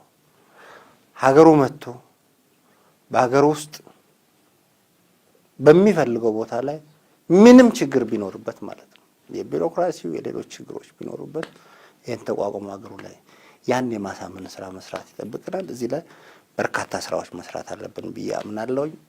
የተሰራው ስራ በቂ አይደለም። አዎ በተለይ የዲያስፖራ ኤሊቱ አሉታዊ ሆኖ የሚታይበት እሱ በጣም ሰፊ እንትን ነው። ዋናው ግን ኢንጌጅ የማድረጋችን ችግር ነው ብዬ ነው ማምነው። እሱን ወደፊት በደንብ በተደራጀ ሁኔታ ለመሄድ እቅዶች እየሰራን ያለ ነው። ይሄ በዚህ በዛሬው አርዕስት ባላነሳው ሌላው እንግዲህ ብዙ ጊዜ ኢትዮጵያውያን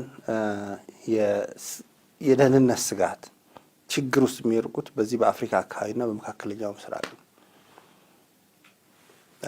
በተለይ በህገወጥ ሁኔታ ከኢትዮጵያ ወጥተው በምስራቅም በደቡብ አቅጣጫ የሚሄዱ ኢትዮጵያውያን ግማሾቹ መንገድ ላይ የሚሞቱ አሉ። ግማሾቹ ሄደው እስር ቤት የሚገቡ አሉ። ግማሾቹ ተፈርዶባቸው የታሰሩ አሉ። ለምሳሌ አፍሪካ ውስጥ ከናይሮቢ ጀምረህ ታንዛኒያ፣ ዛምቢያ እንደዚህ ያለ እስከ ሳውዝ አፍሪካ ውስጥ ባለ ኮሪደር ውስጥ በርካታ ኢትዮጵያውያን ታስረው ነበር።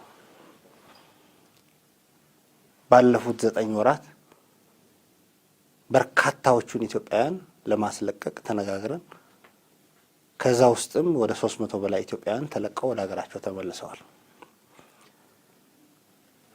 ሱዳን ውስጥ በተለያየ ምክንያት ታስረው የሚገኙ ኢትዮጵያውያን አሉ። እነዚህንም የማስመለስ የማስፈታትና ቅጣትም ካለ ሀገራቸው መተው እንትን ይሉ ባለፉት 9 ወራት ሰፊ ኢትዮጵያውያንን ከእስር ቤቶች የማስወጣት ወደ ሀገራቸው እንዲመለሱ የማድረግ ታስረው ወንጀል አጥፍተው ነው የሚታሰሩት። ግን ሀገራቸው መተው ቅጣታቸው ይሄን እየሰራን ያለ ነው። በዚህ የተሳካ ውጤት አምጥተናል። ወደፊት በቀጣይነት መስራት አለብን። የኢትዮጵያውያንን ክብር የማስጠበቅ ይሄንን አንዱ ዋና ስራ እኔም እንደ ውጭ ጉዳይ ሚኒስትር የዜጎችን እኔ ማለት ነኝ እዛ ቦታ ጋር ትላንት ሌላው ኢትዮጵያዊ ሄደ፣ ምክንያቱ ምንም ሊሆን ይችላል። እዛ ሲታሰር እኔ ማለት ነኝ። ስለዚህ በዛ ሁኔታ ዲፕሎማቶቻችንም በዚህ ሰፊ እንቅስቃሴ እያደረግን ያለ ነው። ኩዌት ባለፈው ይህን ጊዜ ከዚህ ክቡር ጠቅላይ ሚኒስትራችን የጻፉት ደብዳቤ ምህረት ተደርጎላቸው እየተመለሱ ያሉ ኢትዮጵያውያን አሉ። በሳውዲ አረቢያ በተመሳሳይ ድርድር እያደረግን ነው።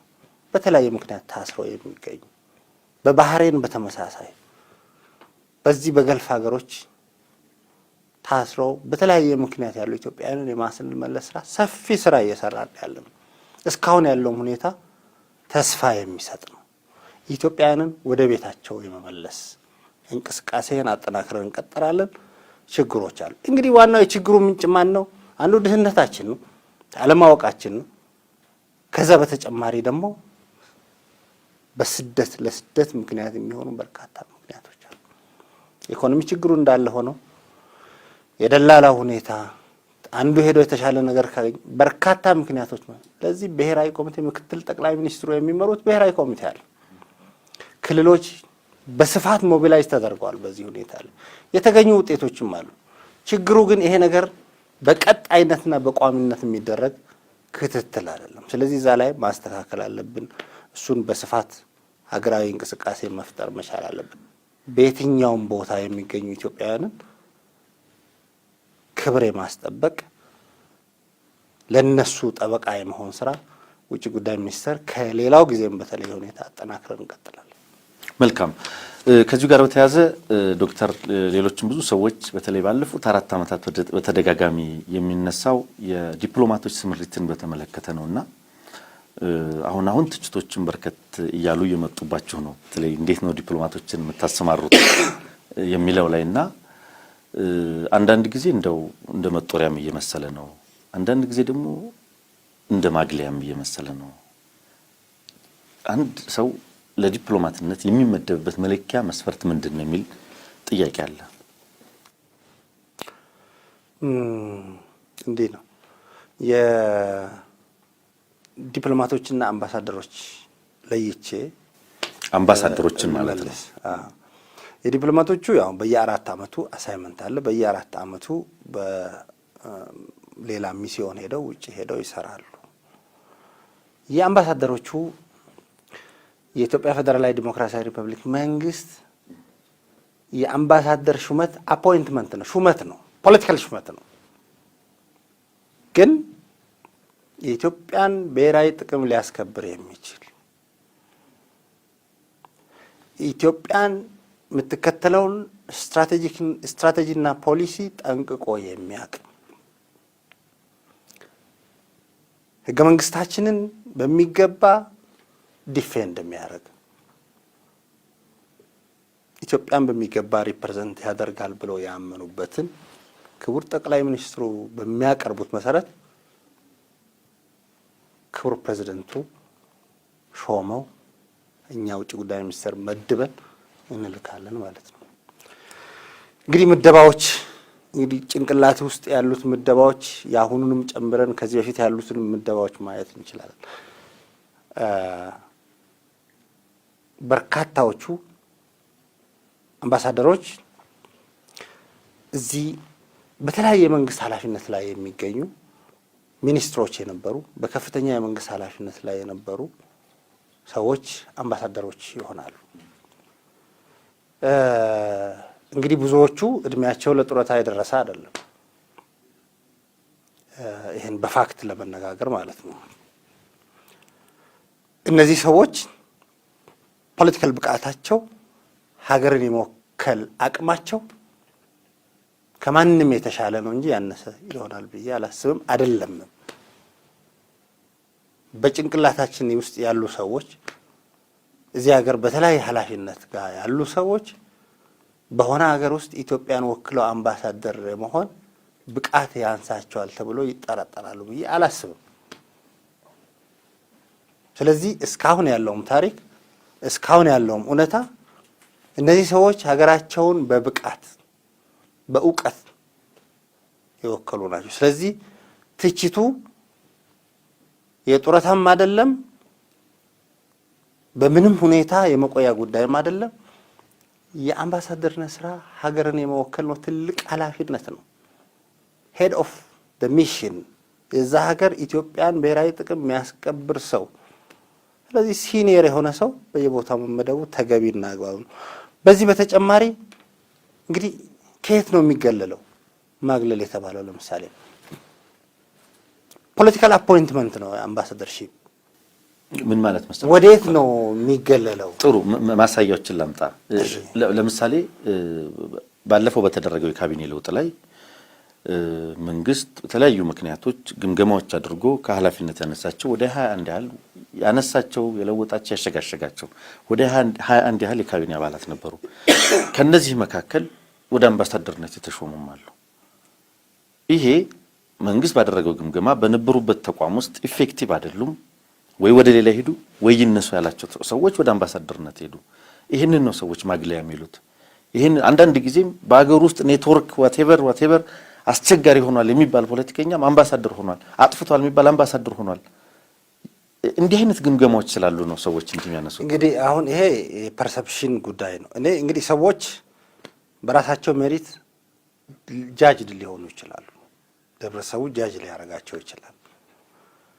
ግን ኢንኤፊሽንት የሆነ ስራውን መወጣት ያቃተው ሰው አምባሳደር እኔ በማቀው ይሄ መንግስት ውጭ ጉዳይ ሚኒስትር መጥቼ ባልሰራም የዚህ መንግስት ፖሊሲ ይሄንን አይደግፍም።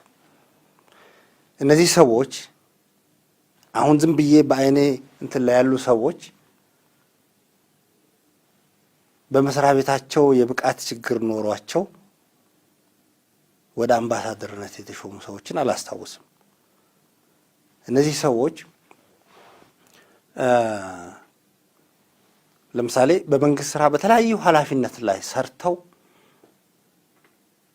በዲፕሎማሲው ዘርፍ ደግሞ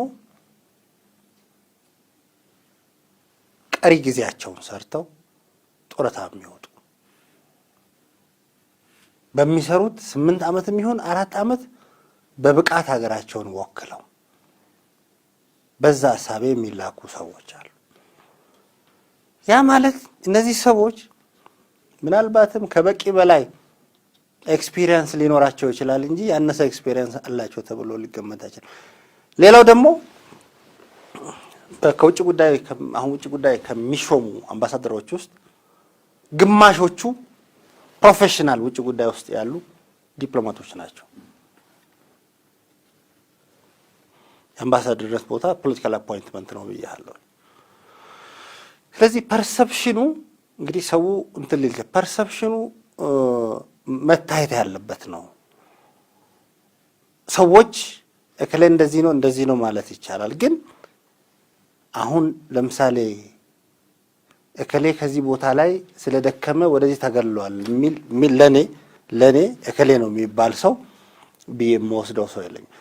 እኔም ማምነው ክቡር ጠቅላይ ሚኒስትሩ የሚያምኑባቸውን ሰዎች እዚህ በተለያየ መንግስት ኃላፊነት ላይ አገልግለዋል፣ ሚኒስትር ሆነዋል። ዛሬ ደግሞ በሚስዮን ተመድበው ሀገራቸውን ወክለው ሊሰሩ ይችላሉ ብሎ ያመኗቸውን ሰዎች ማድረግ ይሄ ትላንት የነበረ በሌሎች ሀገሮች ኤክስፒሪየንስ የነበረ የትኛውም ሀገር የሚሰራ ኢትዮጵያ ውስጥም እየተሰራ ያለ ነገር ነውና እንግዲህ እኔ ስፔሲፊክ ኬዞችን እንደዚህ ብዬ እንትን ለማለት አልችልም።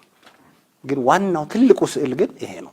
እነዚህ ሰዎች በሀገራቸው ፖለቲካል ኢኮኖሚክ እንቅስቃሴ ውስጥ ዋጋ የከፈሉ ሰዎች እነዚህ ሲኒየር የሚባሉት ዛሬ ለመጣው ለውጥ ከፍተኛ ኃላፊነት ሚና የተጫወቱ ሰዎች ሀገራቸውን በታማኝነት ያገለገሉ ሰዎች ናቸው። ስለዚህ እነዚህ ሰዎች በፎሬን ሰርቪስም ሀገራቸውን ማገልገላቸው እኔ ተጨማሪ ክብር ነው ብዬ ነው የማስበው፣ መገለል አለው። ክቡር ዶክተር ወርቅነህ ገበየሁ የኢፌዴሪ የውጭ ጉዳይ ሚኒስትር ስለነበረን ቆይታ እጅግ በጣም አመሰግናለሁኝ። ተመልካቾቻችን